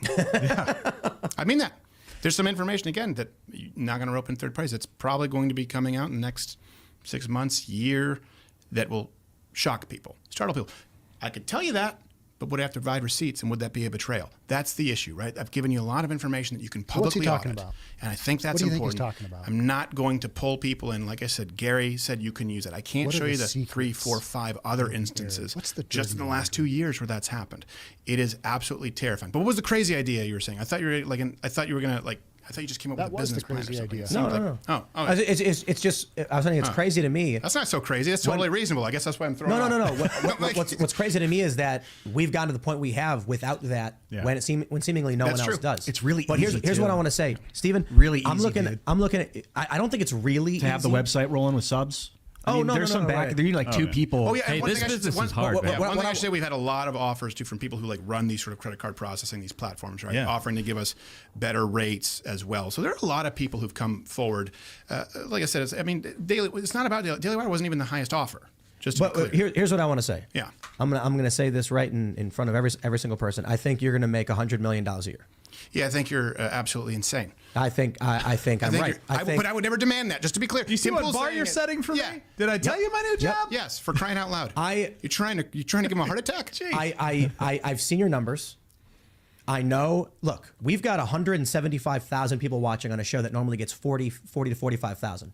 130,000 live viewers, quadrupling the live viewership we get because you came to talk about something that is important to you.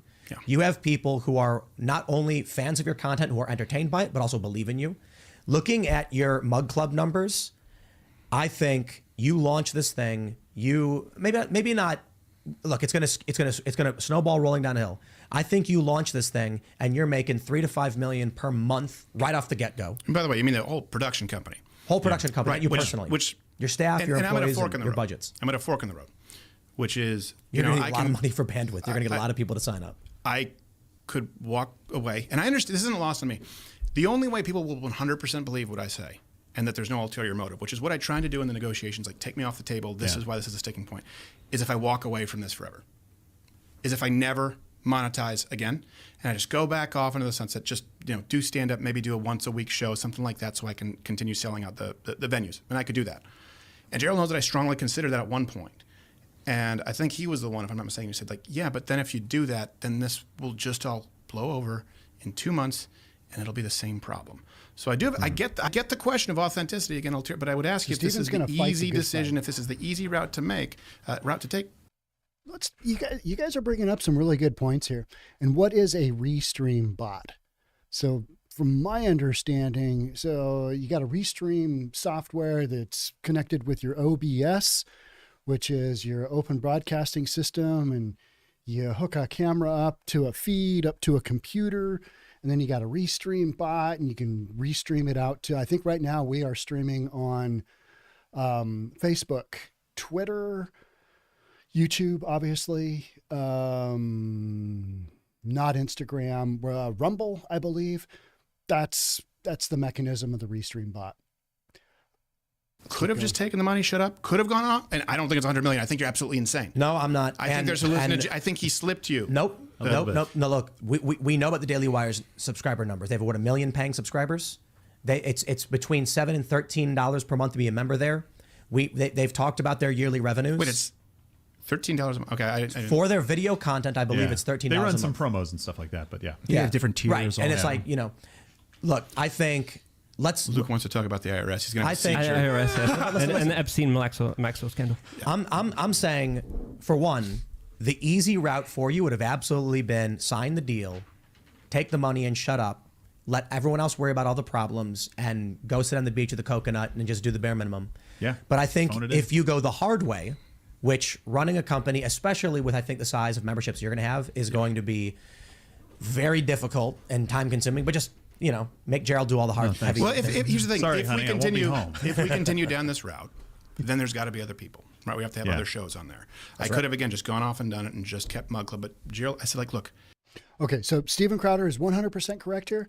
The problem is now he's going to become that guy poaching talent. He's going to become that guy screwing the younger talent because he's going to need to make money. So, you know, I get what he's saying, but I think he's a little naive. That's just my impression. As a dude that's been in business for literally all of my adult life, into my teen years, I think he's being naive. And that's also part of his shtick, right? He's a comedian. He doesn't really care about business. He just wants things to go. He wants people to be able to develop. He wants younger people coming up to develop. But that all costs money. That all costs, you know, money. It all comes down to money. He says it's not about the money. It's about the money. Either I'm going to leave at this point, or we can't just complain and bitch.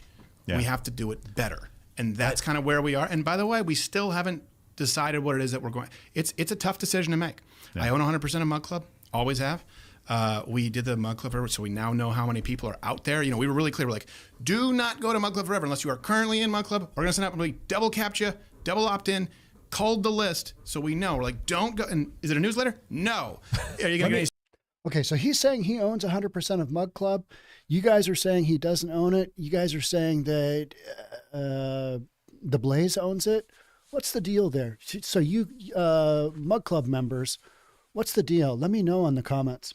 Spam? Nothing. Any updates? Only when and where and if Mug Club returns. And this is a little bit of the young Frankenstein. Ovaltine? Nothing. Let me ask you.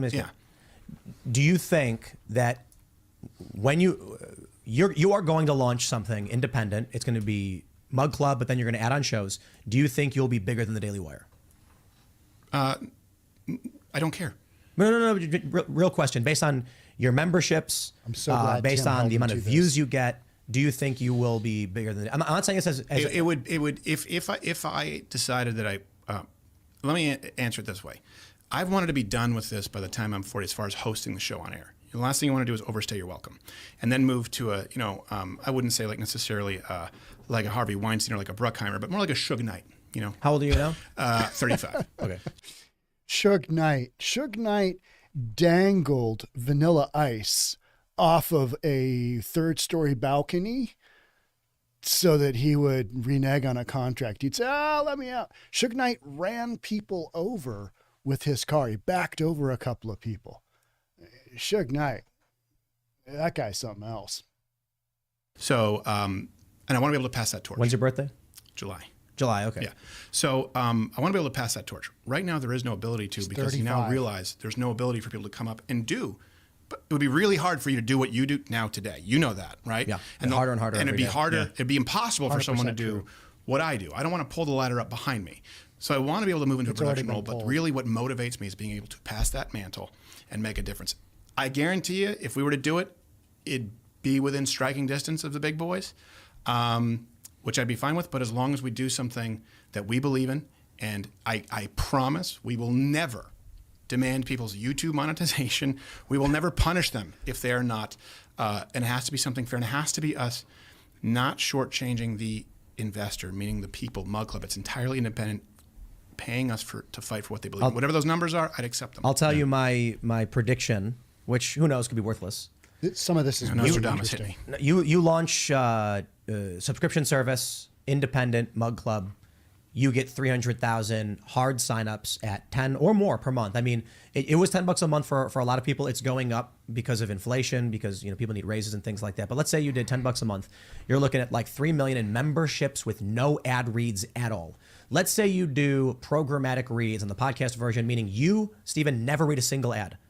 Then you're looking at another, based on your traffic, I'd estimate another $2 to $5 million per year, not per month.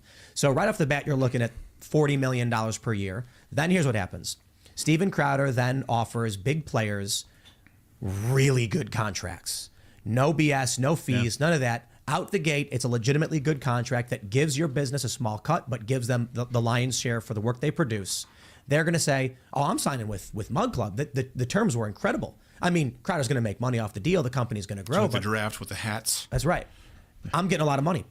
then what's going to happen is it's going to make it very difficult for the big con, these other big conservative companies, to sign these deals. When a young creator says, I appreciate the offer, it's tempting, but Crowder's offering me twice the money with no setbacks. Yeah, I would really, really like it, genuinely, and Gerald knows this, if there's someone else in the space who handles that shit. Because I'm not a business guy. Here's the thing. I'm not a business guy. Yeah. I'm a guy who outpunted his coverage, right? You can go back and watch with a blue bed sheet, who was doing stand-up comedy and acting, and then had my back up against the wall, right?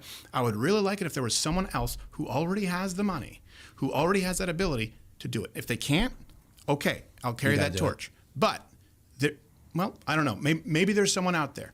Are there enough good men and enough people left? Because that's not the best use of my time. Like, it takes a lot of time to do a Goodwill Hunting. Do you have any idea how hard it is to make Schindler's List funny when you're doing a parody? You know what I mean? It's a lot of work. That's where my time is better spent. And that's where the time, by the way, of all the creators is best spent. Yeah. But instead, they're being forced to make this decision. You know you're a creative type. You want to deal with numbers and back end and business. It's exhausting. Yeah, I have to do it. I don't want to do it. I have to. So I'm building this technology. But Right. boring. That's what Jeremy Boring And why is. do you have to do it? Why? Because we need a new subscription service for creators. It shouldn't fall upon you, though. I have two questions. you're willing Who to else do is it. going to do it? No. Let's do it. Exactly. If not you, who? If not me, who? If not now, when? Somebody. That's the Let me- sentiment. And shout out to Philip Fisher, the guy building this stuff. Pure genius. I'll introduce you to him soon. And I will say to everybody listening, it's you. It will only ever be you. When you see a burning building, you think, who's going to call this in? No. No one's going to call it in. It's going to be you. Right. I once watched, when I was 16 years old, I saw an old lady at a bus stop flip over, land on her back, and I paused and said, I have no idea what to do. What is happening? I look around and I'm like, I got to figure this one out. And I ran full speed to a building and just screamed, call 911, a lady's hurt. There's nobody else. You can't sit back and just cross your fingers and hope someone else will take care of the problem. Right. Yeah, you got to be the hero of your Tim own story. Ford's I just wanted to 911. ask. That makes me feel terrible. I just wanted to ask two quick questions for you guys. One, would you guys be open to doing like competitions or contests for new talent? And a lot of people are asking about Not Gay Jared in the comment section. Can you guys clear up what's happening in that situation? Some people are saying that there's an NDA. Yeah, well, that's the thing I think Candace brought up, right? Again, there's a difference between roping in third parties versus single party consent. I think he tweeted out what happened, where he left, right? Not Gay Jared. He tweeted out that he left. It was his own decision. We did a whole send-off with him in a video montage. You know, this works with like conspiracies. And sometimes, look, there's also a middle ground where there's, for example, like, what is the email, by the way, if people are talking about shows? I think it's creators at Louder. Yeah, creators at Louder. So that's actually not a bad idea, a contest. If we, but the reason I didn't want to do it is because I didn't want to think that's like, hey, this is why we're doing this right now. But we do have a place where people can reach out. The challenge is, like, there's completely controlling contracts, right, that own your name, image, likeness, and your platforms that you already built in perpetuity. Okay, that's an extreme example. That's big con. I'm reading. Then what you have guys people are who are saying, like, by the hey, way. I have no I wanna hear experience. this as well. I've never done a show, but I really think I could do it well if you give me money. That's a situation where you'd be incurring all the risk. There is a middle ground, and I think what needs to happen is, if we do, I'm not going to be in the business of just creating shows from the ground up, but there are people out there who say, hey, look, I have a channel that's doing relatively well. I keep hitting the ceiling that is YouTube, saying we need you to play this kind of ball. I'm suffering from the advertising rates, the sponsorship rates dropping across the board, and I can just be, the gasoline on that fire to back them up. Really, why would you sign with a network if they don't have your back? That's the only reason to. Otherwise, be independent, right? What is the upside at that point? You know what you always hear here is you always hear Joe Rogan talk about it. You always hear all of these big guys talk about it. When you're just about ready to break out, but you're just like giving up on something, hang in there, stick in there. And that's what Tim Pool has also said. Just hang in there. You'll get there. It just takes a while. Don't roll over and wait for somebody with a big paycheck to come in and, dictate your life. Dictate your own terms. Be independent. You might not make as much money, but you'll probably sleep better at night. And I've always thought that kind of advice makes 100% sense, unless you're just a massive egomaniac, and most of these guys are, but they got there on their own, right? They got there on their own. Well, Steven Crowder, he's got the Blaze, and you're right, the CRT or whatever that other company was that bought the Blaze. I haven't been doing this long enough to kind of know all the ins and outs. So I appreciate your guys' information over here. That's all we want to be. And whatever subscribers you generate, you keep. That's the only way I would be able to do it. It's really publicity. These big networks get their faces seen, but if you can do it without that, but So I'm really people are still concerned with asking: perpetuity. is there an NDA? That's what people are asking. There are NDAs to everyone, just like here, I had to sign a waiver when I came. Yeah. If you come into our studio, 'cause I mean, you standard can't- business practice. Yeah, you it's a can't. standard You thing. can't come in. You can't come in and tell people where the studio is. Yeah. Too. Yeah. I mean, We you have know, I mean, NDAs. you guys have had. Yeah, that. of course. Yeah. If only for location, it would be worth it. Yeah. Also because he walks around without pants half the time. We have NDAs because we work on projects, and in order, it's really complicated. One of the simplest reasons is like we don't want you leaking information about us. Location is a good and obvious thing, but also projects we're working on cost a lot of money to do preliminary research. If someone then goes to a competitor or any other media company and says, here's what Timcast is working on and all their stuff, it just completely destroys the entire attempt at making the project. Yeah. Things like that. Of course, and you can have people stealing, creative content, right? I mean, that happens anyway. This is the most common thing that happens, right? The big boys, they go, oh, that really works. Hey, let's do exactly that. Put $25 million behind it just to promote it. Now it's ours. I was thinking about these. we gotta go Let to me mention Super Chats. perpetuity That's the way it clauses goes. really quick before we go to super chats, because you brought them up a couple Bill Gates, times. Yeah. Microsoft. Dog nasty Perfect and need to be example. removed immediately from modern entertainment contracts Fair because deep fakes. They're going to be able to take someone's perpetuity face, deep fake it to make it look real, and have it say stuff that the person doesn't agree with. By the time I'm dead and you're going to my mausoleum, I'm going to be hawking Black Rifle fucking coffee. Lord prevent it. Let's go to super chats. We're gonna read Sorry for super the F chats word. from I like you it. guys. A lot of questions for Crowder and stuff like that. And And then we'll at some just point, I'm going to have to go to the restroom. The you can washroom. go to bed. I'm gonna go too. I gotta pee. All right, let Luke go. Then we'll You can't go together. You can't cross streams. There's multiple bathrooms here. Don't worry. There's one behind you. I'm gonna go out the door right Fantastic. there. But I mean, look, if you guys want to go together, I have no issue with that. I mean, No, I'm I know. Very You're more, liberal. yeah, you're Progressive anything company. wrong? Promoted by YouTube now. All right, let's read. All right. We can co-opt ahead, the rainbow Campbell from fans, God after Noah. Red sweatshirt. Smash the like camel button. pants. Become a member at timcast.com. We're going to record the uncensored portion once we wrap up the live portion, which I can only imagine will be a lot crazier, but we're going to read some of these super chats. We have from Bren Ben.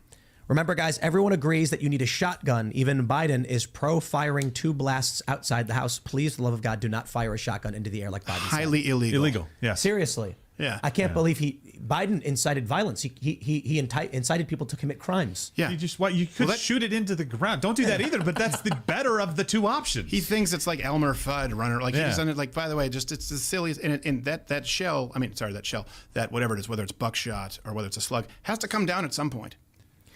Aurora Isabella says, Steven is so hot. Well, she's nearsighted. or whichever part would make. I mean, I'm sitting next here to Gerald. By the way, it's a little scary, like how giants. It's a land of Gerald, and then you saw Kevin there downstairs. My friend, he's just like really. We have a lot of big people. We just went to a Japanese restaurant here nearby, like a Japanese steakhouse. Yeah. And all the reviews were like, the food is great, the service is terrible. We couldn't all fit in a booth. It was difficult. You're at that point where everything's very like has to be large men. custom. This has been my whole life. I though. know. I'm kind of used to it. I don't fit in. When I shook your hand and met you, you stood up as did? you were doing it. Oh, yeah. It's like, There's some pretty big guys. All right, here's like where the wild things Kristen are. Baker says, Tim Pool and will his crew? Crowder's company pay his creators guaranteed big money regardless of the revenues they bring in while they let their freak flag fly? Time out. I don't agree with the premise. Nobody said it was regardless of revenues you bring in. It just said it could not be tied to big tech monetization and being on these platforms. If you're bringing in 5 subscribers versus 500,000, that's a much different thing. Yeah. And sponsors versus no sponsors, that's a much different thing. Nobody said that they couldn't make money, and nobody said Steven had to be given a guaranteed production contract no matter what money he brought in. They were completely and conveniently leaving that off of the table and saying, this is a lot of money, and if you lose anything, that's not going to happen. Do a rev split with upside, right? Again, Yeah. this is That's what a fair happens in the point. entertainment industry. Every time, whether it's a band at a venue, right? You do a minimum guarantee, which is going to be lower, which mitigates your risk, or you get the gate. You do a rev split with upside. You see any upside there? Is there any Zero. is there any portion there that says, by the way, if you actually do have the 300, which is well over 300,000 people who said we're going to be in Mug Club, if you actually do hit that, you get to share in this. Is Yeah, there they any never- upside they- there? they There's offered only zero. negatives. It's 100% ownership. And by the way, they're the only ones who demanded 100% of merch revenue. That's not even standard. So 100% of merch, hey, you can do the math right now. You just saw the sponsor. I just saw a comment that I thought was yep. I'm in no way defending the YouTube's intentional, inconsistent, and biased terms of service. All I'm saying, as long as the platform is crucial to attracting new viewers, it's unavoidable to create some YouTube suitable content. 100% correct. You have to, because you don't have the ability on your own independent platform. You've got all those people there. You've got those subscribers there. Mine's reasonabletv.com. I'm putting up a lot of content there right now, because at some point in time, my ability to produce content on the current platform you're probably watching might be minimized, shall we say. But in order to make that off, and the next comment is simple by saying, want to hear my take on this issue? Please press the link in the description, which takes you to off-site when censorship no longer applies, where censorship no longer applies, which is my private subscription. But you got to be able to get people there. Get people there. And that's what Crowder does with his almost 6 million people on YouTube, is he drives traffic to his mug club, right? And he does that all day long. So, you know, I have people say, Sean, you're censoring yourself. And, you know, I don't censor myself. And my YouTube channel got shut down. My Twitter got shut down. My Facebook got shut down. But I told the truth. And I'm kind of like, all right, how's that working out for you? So we're all walking this tightrope. There is massive censorship going on the daily. It's just, that's the fight. That's the battle, right? Sorry, you just saw the live numbers? Yeah. That's what sponsors know about. How much can you guess can be generated from a single sponsor with the kind of numbers, you know, if you're doing 1.7, 1.9 million screens per show for 35 minutes. What's the standard rate? It's like the point is it's a lot. Yeah. You don't have to actually we don't, but the point is 100% of sponsors, 100% of subscribers, 100% of merch revenue, zero upside, but 110% penalty. Guys, that's very different. The premium brands charge like a $40 CPM. Yeah. And then what we found out 10 years ago was their view numbers were inflated because they were buying the rights to garbage network traffic views that don't matter and claiming it was a premium view. So you know that. So when he's talking $40 CPM, CPM is cost per M, which M stands for 1,000. That is like $40 for the cost of 1,000 impressions. He's talking about ad revenue. And then you've got the CPR, which is the revenue, which is what's actually paid to the content creator, which is usually a number that is smaller. What I'm talking about. Yeah. And you know it's a problem in our industry, right? And you know that then sponsors get churned and burned. I think it's fraud. Yeah. And you know that it happens, right? Yeah. So it was a big problem. Sponsors were like, the return isn't there. And they're wondering why they start laying all these people off from these digital media companies. It's like, look, man, if the sponsor thinks they're buying gold standard view, but for every 10 views, 1 is gold standard and 9 is like clickbait garbage. Right. They're wasting money, and I think it's fraud. But there needs to be some conservatives who are focusing on quality over quantity, right? You want one punch knockout power. You don't want to all. Some people can be volume punchers. Some people can be power hitters. You need to be able to allow for both. That's all. We got a very important one. We got to read more. Sure, Northern Liberty Group says, can Stephen just say one good thing about Canada? I'll take Alberta or anything. There are real conservatives and patriots up here, and we did have a rebellion against the Brits. It just failed. That's a big ask. Yeah, that's a lot. Look, now it is, but I will say this. A lot of people don't know bagels came through Montreal first. Really? Bagels? Yep. Where'd they come? Where from? But well, that's yeah, not obviously I'm not saying it's original, but I'm saying it came through Montreal as opposed to New York. If not for Montreal, there would be no bagels in North America. Well, that would be better. That's our French connection. Yeah. No, I will say this. There'd be less fats. Best restaurants in the world in Montreal, probably pound for pound. And there are a lot of great Canadians. We could probably get into the uncensored version. It'll be boring here. But if you look at the Quebec separatism, a lot of that is very similar to the taxation without representation and a rugged sort of individualistic spirit. But then they also wanted to have the language police. You know about that? La Ligue des Langues, where literally... the Spaghetti Gate. You know Spaghetti Gate? Is this about a restaurant or a diner? Yeah, it was an Italian restaurant, and spaghetti was spaghetti, and the language police said, why isn't it in French? That's not French, it's Calice, or like, it's Italian. Like, we don't care, spell it spaghetti with an E. Yes. They said, put spaghetti in there, like, but there's no French for it, and they were like, doesn't matter. You have to have it in French. Wow. It was a language police. By the way, also a lot of French Canadians, horribly racist. Have you seen the skit, the language police skit that went viral? It's 2 guys are in like an alley and they're like talking and the cops walk up and they're like, hey, what are you doing? And they're like, what? And like, hands against the wall. They're speaking French. They're like, against the wall or whatever. I can't say it. And I don't expect you to be trilingual. No, but they put the guys up against the wall. I do speak French, yeah. And then they're frisking him. And then he's like, he pulls out a bag of weed and he goes, sorry. And he puts it back. And then he keeps going and he goes, what's this? And he pulls out an English dictionary and he goes, ha ha. He's like, that's not mine, I swear. That sounds about right. It's funny, actually, like you talk about that, like, no, I do speak French. It was actually, I learned to read and write I don't want to waste your time. French. These guys kind of go on to a bunch of random They thought I was learning topics here. disabled. I would just assume They thought I was an idiot stop up here, until the 4th and I'm grade gonna go over because here, I had and to we're gonna do talk the about rule what in you guys are Canada, talking and it about. comes from something they call. And we'll just kind of do, if you guys want to ask me questions, what I think here, or just ask me random questions, I'm just going to see what you guys are talking about, because there has been a lot of discussion here. Let's just pick one. It's not about what is or isn't YouTube friendly. Take Dark House podcast, and how they would discuss with experts in medical fields information about different treatments regarding certain virus. Yeah, so I got my first warning was on a virus, and then it kind of went downhill from there. So when you get a warning, as a content creator, you're like, all right, okay, well, so they're on to me about that. And the warning is I said a statement that a ton of other people had said, but then all of a sudden it became this, well, you're a denier now. And so it was like, no, actually, I'm reading a news story from a very verifiable source. And I read that story, and warning. And the warning doesn't really come off. Warning always stays there. And then you work your way into a strike. And first strike is a week. Second strike is 2 weeks. Third strike is you are done. You are out. Gone. Your channel gets eliminated. So yeah, there's a lot of that going on, and there's a lot of content creators trying to figure out how they can get their information out there and not self-censor. And that's what I struggle with every single day. And we talk about it here all the time. Is this a storyline that I can share on regular social media? Or is this a storyline that needs to go on Rumble and go on the private channel? And I'm going to shamelessly plug my channel right now. It's reasonabletv.com. It's $10 a month. I put a lot of content on there because a lot of what I cover is crime, and it has to do with, some drug addiction and some really hardcore stuff at times. Some of the news stories that I read are just like, oh my word. Or they might have to do with the virus, or they might have to do with something. There's one aspect in there that I can't have the exposure on, in regular channels.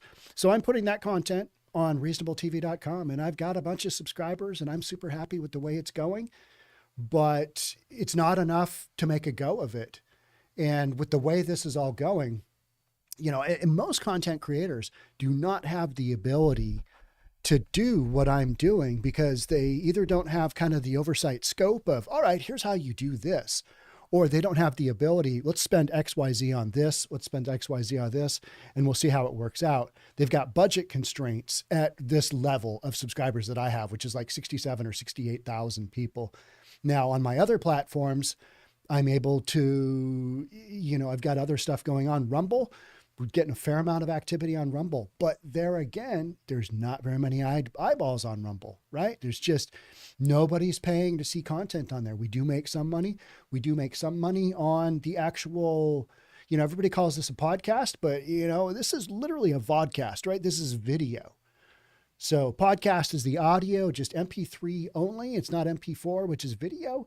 So we do make some money, but it's very little money because there are so many audio podcasts out there, and we're syndicated on, Spotify, Apple, all of those platforms. And, there's so many big other podcasts out there that are just killing it that it's really hard to make a go of it. But I'm just going to keep on going and doing my own thing. But if you wanted to support me, reasonabletv.com is the website. You go in there and there's stuff in there, and we'll be doing more stuff down the road. But for me, creating my own website and my own subscription service is also, it's not primarily a way to generate revenue. It will be down the road, but it's also a back-end escape valve. Because when the heat came down kind of over this last year, especially around election time, weird, right? Got a strike right before the election for a video that I'd had up for 3 months. That, you know, that same video is up on other channels and it's still there. And but I got a strike right before the election. I mean, it must have just been weird coincidence, right? Kind of like Steven Crowder talking to us about, they're poaching. What was it? Gerald, not gay Gerald? I can't remember which one. He's got two, right? So funny how he just totally identifies them as such. And he wonders why he gets banned. He wonders why he gets demonetized. So some of these issues I understand far better now, but some of them I'm still pretty murky on. Let's see what else we got going on here today. Great content today. Thank you, Sky Troop. We're trying. I may do a deep dive on a bunch of these content creators. If you guys would want to see that, I'm down for that as well. I didn't know how this would go. I didn't know if I'd have 2 or 3 people talking, but I literally last Friday night, I was at the gym and I started watching some of this stuff and I'm like, oh my gosh, these guys are disclosing a lot of information. So I watched the Ben Shapiro content, his reaction. He was just Ben Shapiro, just rat-a-tat-tatting. Is that guy even a human? Is he even human? Because it's so funny when somebody will ask him a question at one of these debates and you'll see him like he half stalls for a second, right? He stalls. And that is his random access memory. That's his RAM taking in the question and bringing all of this information into the front of his cerebral cortex or whatever he's doing. And then all of a sudden, these people will kind of laugh and giggle at him because he looks like, he doesn't, he looks like he's a kid and he looks better now. But when he started doing this stuff, he looked really young. People kind of laugh and giggle in the audience. And then he starts just this scorched earth argument that at the end of the day, there is nothing left. The jungle is cleared with his argument. And people are just sitting back going, oh, well, I don't really have much to say there. Some wild stuff. So I covered Ben Shapiro. I watched, I should say, Megyn Kelly, Black conservative. I wouldn't mind doing responses to all that, but I'm just not sure if this is going to be a evergreen enough topic. Are we going to be talking about this forever? Is this going to blow over? It kind of feels like things are fundamentally changing. It does. We've got major changes going on. And I keep waiting for the ball to drop with Fox doing something kind of crazy.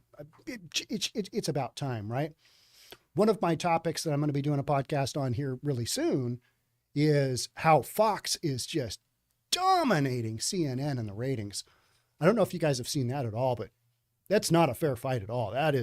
Those numbers it's basically 3-1, right? And CNN is absolutely getting crushed. Let's see what else we got here. You live in Muckleteal, but work on Painfield and Everett. That's just up the street. Just up the street from me. I've been by Painfield many times appraising over the years. You can keep the drugs, Rebecca. All right, yeah. People always recognize where you are and think that everybody around you is on drugs. I've got my kid, Kieran, who was on earlier. He was talking about, Dad, downtown Seattle really isn't that bad. He's spending a lot of time in downtown Seattle, the North End. And he's like, Dad, you just can't go out after midnight and you can't go around the Blade. Everybody knows that, but everything else is fine. And I'm kind of like, well, these news stories, son, that I'm seeing are telling a different story. And when you've got big businesses that are kind of leaving and you got a movie theater shutting down, you got Nike Town shutting down, and you got Amazon not renewing leases, there's stuff going on. Southern California here, Yakima. Samantha Taylor, you had a shooting yesterday. You had a wild shooting in Yakima. I watched that news story and I'm like, ugh, 21-year-old just capped 3 people randomly and not good.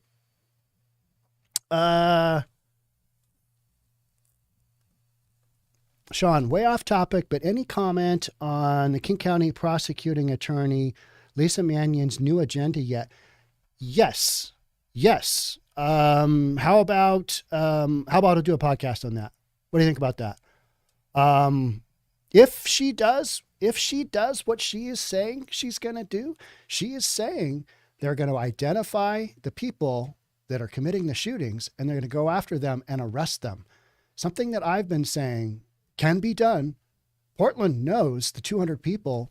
They've got it identified down to 200 people that are responsible for the vast majority of gun violence in Portland.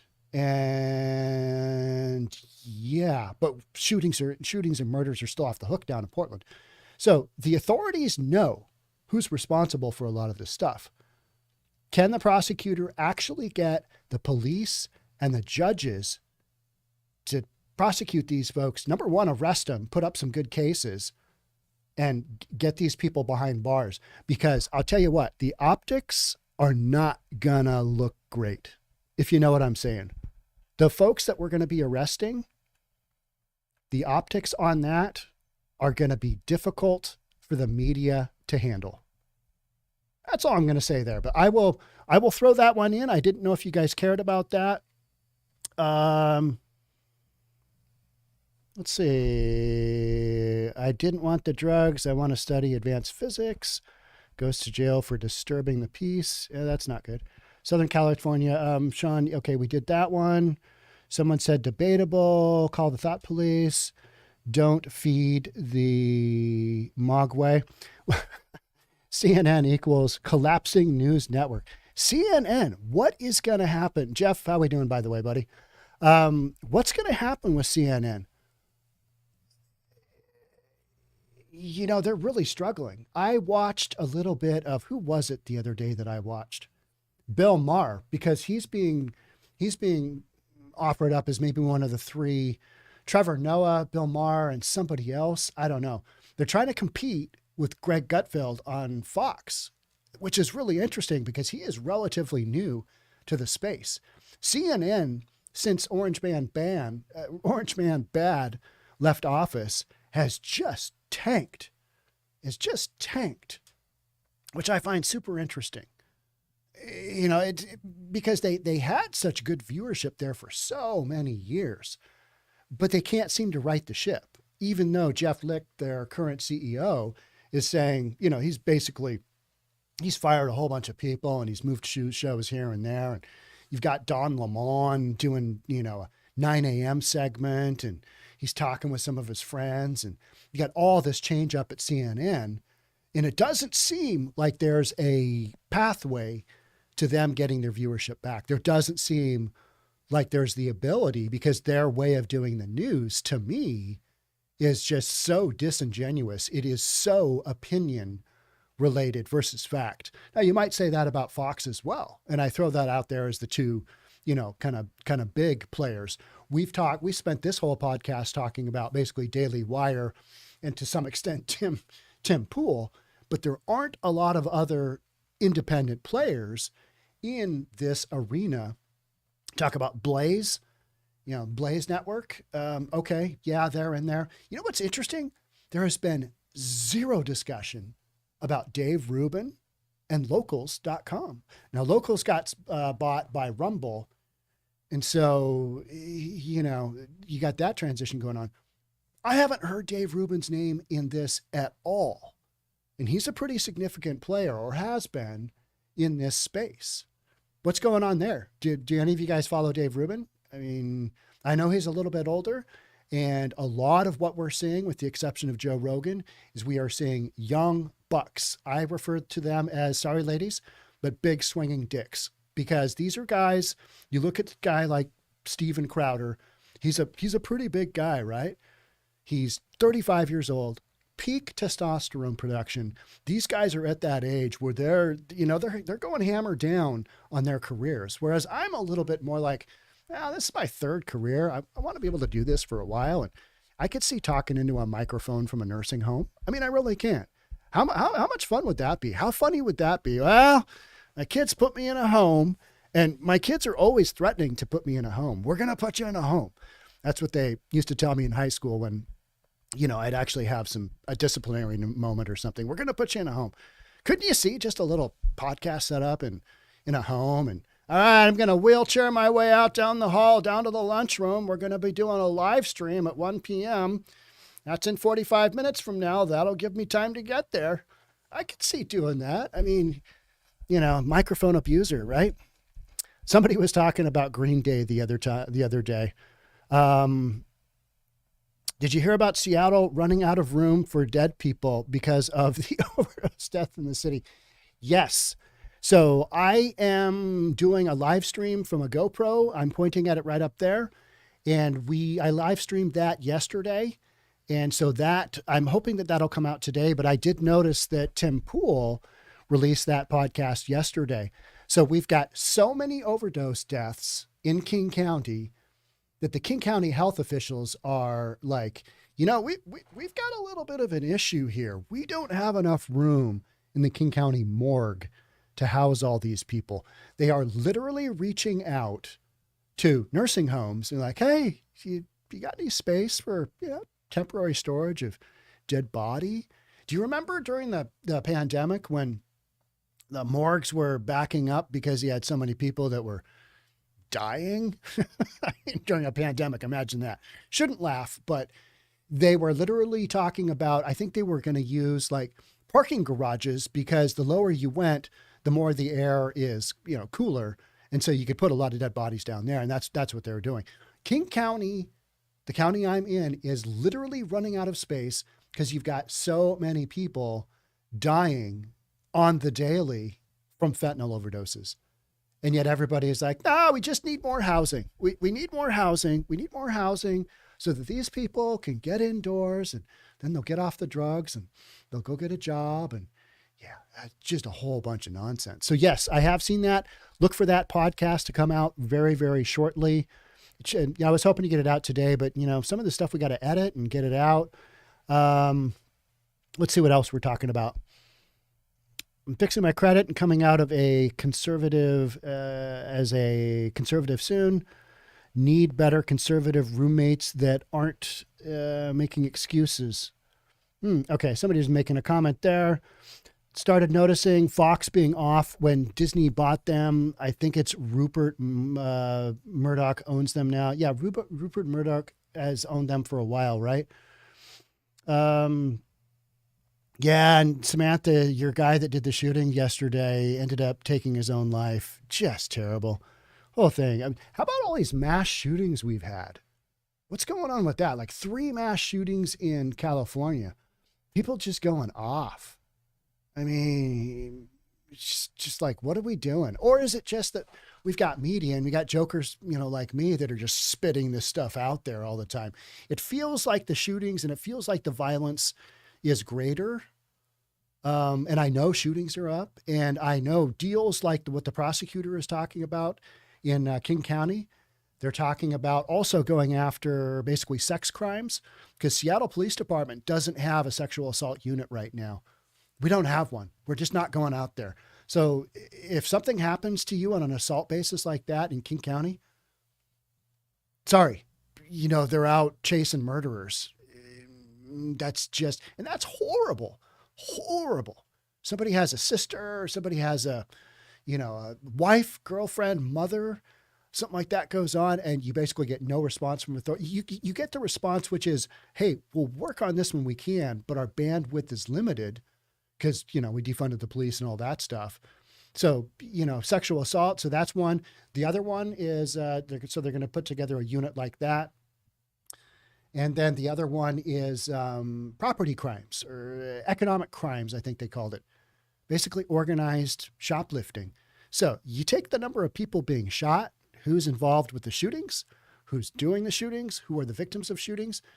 You take the number of people that are in the organized retail theft, you start arresting them, and then you start to analyze what those numbers look like.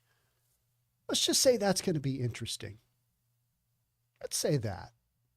You know what I mean? And that, I believe, is why we haven't addressed these issues, because the optics in 2023 are going to be horrific. Yeah. It'll be wild. It'll be wild. And if you don't know what I'm talking about, that's okay, because it's going to unfold in front of us and we're going to watch it happen. And it'll be interesting. Let's see. What else do we got?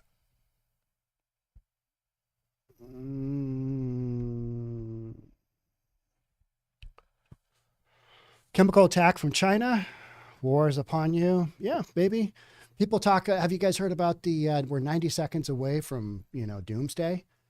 Yeah, not good stuff, right? Not good stuff. Bad situation regardless. Yep. Yeah, and Rebecca on the recovery, 2 thumbs up. You bet, absolutely. Got a lot of people that listen to me that have been down that road. Got family members that have been down that road, and it's brutal. It really is. So I touch on those topics all the time. I touch on them from the standpoint of tough love, which is not, because that's what I believe it takes to help somebody out. It's not enabling them and excuse me. It's not enabling them and giving them a clean needle and going, here you go. Whenever you figure stuff out, get back to us and we'll help you out. You got to really work with folks to get things done. Let's see, we got Dallas is liberal, obviously some way conservative neighborhoods, but overall it's become liberal. You could also say the same about Austin down in Texas as well. You've got a red state, you got a red governor, and you've got some cities. You go a little bit north of Dallas. My brother lives in a little tiny town called Gunter. It's up by Sherman, a whole bunch of these little railroad towns, right? And there's some redneckery there. Let's just say that. There's some good old boys there that, they don't really believe in the alphabet people. And they don't believe that your sexual orientation is, determined on how you identify yourself. It's like I was watching the guy, it was some meme on, it was a meme on TikTok. I watch a lot of TikTok because I just want to see what the content creators are doing and, super fast videos. The guy's meme was, he was Australian and he was in his speedboat. He's clearly drinking a margarita, and his wife goes, "Aren't you worried about the police pulling you over?" And he goes, "No."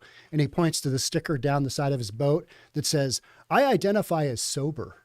And I'm like, okay, that makes sense. That's pretty funny. I don't really know how that would work out if, you're, 2 or 3 times over the legal drinking limit. I don't even know what it is in Australia, but I remember as a kid being in Australia, and my friend Gavin, who lives there now, has confirmed this, that you used to be able to drive around with a beer in your lap. And if a cop pulled you over and he decided that, you just been drinking a couple, you're okay. None of this breathalyzer stuff. He's just like, all right, keep it down. Do I see a 6-pack in the back? All right, you still got 4 left. You only drank 2. Carry on.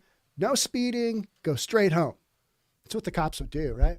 Now, they probably ask you for your vax papers and where did you buy that beer? Did they let you in? Wild stuff in Australia, right? But wildly different when I was there as a kid in the 70s and 80s to what's going on now. Things have changed. I identify as sober. It's a good one. The other podcast that I'm going to do for sure is you got some jokester down in Oregon, some politician down in Oregon. I don't need these anymore. You got some politician down in Oregon who is outlawing the use of kangaroo it's used in leather and shoes and soccer shoes, right? Kangaroo in Australia is a rodent. It is a pest. They've got like 50 or 60 million of them. What's the population in all of Australia? Yeah, it's not a lot. So you got these rodents that are, eating out crops. They cause all kinds of damage to the environment. And the government basically just allows, the killing of them because it's a harvesting thing, right? Sustainable harvest, right? But then you got some nut job down in Oregon who's like, don't hurt the animals. Don't hurt the kangaroos. They're fuzzy and nice. Now, you've got that confused with the koala bear, which is also not a warm, fuzzy animal. They will hurt you. Kangaroos, they are the dumbest animal on the planet, in my opinion, because I've been in the outback in Australia. My mom's Australian, and one of my good friends is Australian, and he, I've been there. We've gone in the outback, just had 3 or 4 days of just, whew, yeah, that was some fun. But you're driving along, and these kangaroos will just, bounce down next to you, and then they'll hop right out in front of you, and boom. So you got to be really careful. They are the dumbest animals. They are so plentiful. They're like rabbits, and they reproduce like rabbits as well. So, some joker down in Oregon, I'm going to be doing that podcast as well, because some joker down there is like, don't hurt the kangaroos. He knows nothing about the kangaroo issue. And I've talked about it before, but apparently, Oregon, they're not worried about their homeless people dying of ODs, just like King County is kind of going, it seems like we got some issues with these overdose deaths. Not really sure where we're going to put these bodies. Could you take one home? Can you take one overnight? Can you take one home? I mean, that's literally, kind of what we're up against, which is horrible because that many people are dying. That many people, kids, brothers, sisters, parents are out there dying. In Seattle, King County in particular is just like, it's okay. It's clean needle. Go for it. Nothing but, okay, I'm not going to go there, but the nothing but the Q and S. I kind of did that joke with my dad the other day because he lives down in Oklahoma City. And I think it was in Officer and a Gentleman with Richard Gere. Only two things that come out of Oklahoma. and you don't look like a steer. I think that's kind of how it went. That's an abbreviated version. All right. So what else we got? You know what? I'm pretty hungry. I'm a little tired. I'm going to record some more. So I'm going to go eat some lunch. I hope you guys had a great time here. I appreciate you being here. I'm going to end, not ed. That's not really a word. Thanks so much. If you think about it, love to have you subscribe, share this content, hit the notification bell. That's also another huge one, is that a lot of subscribers, for some reason, their notifications have been taken off from this channel. And then check out reasonabletv.com. That's where the good stuff is going. And if I someday disappear, you'll want to check that out, right? Okay. Thanks again for being here. I'm going to end this one. I'll see you on the next one. Bye for now.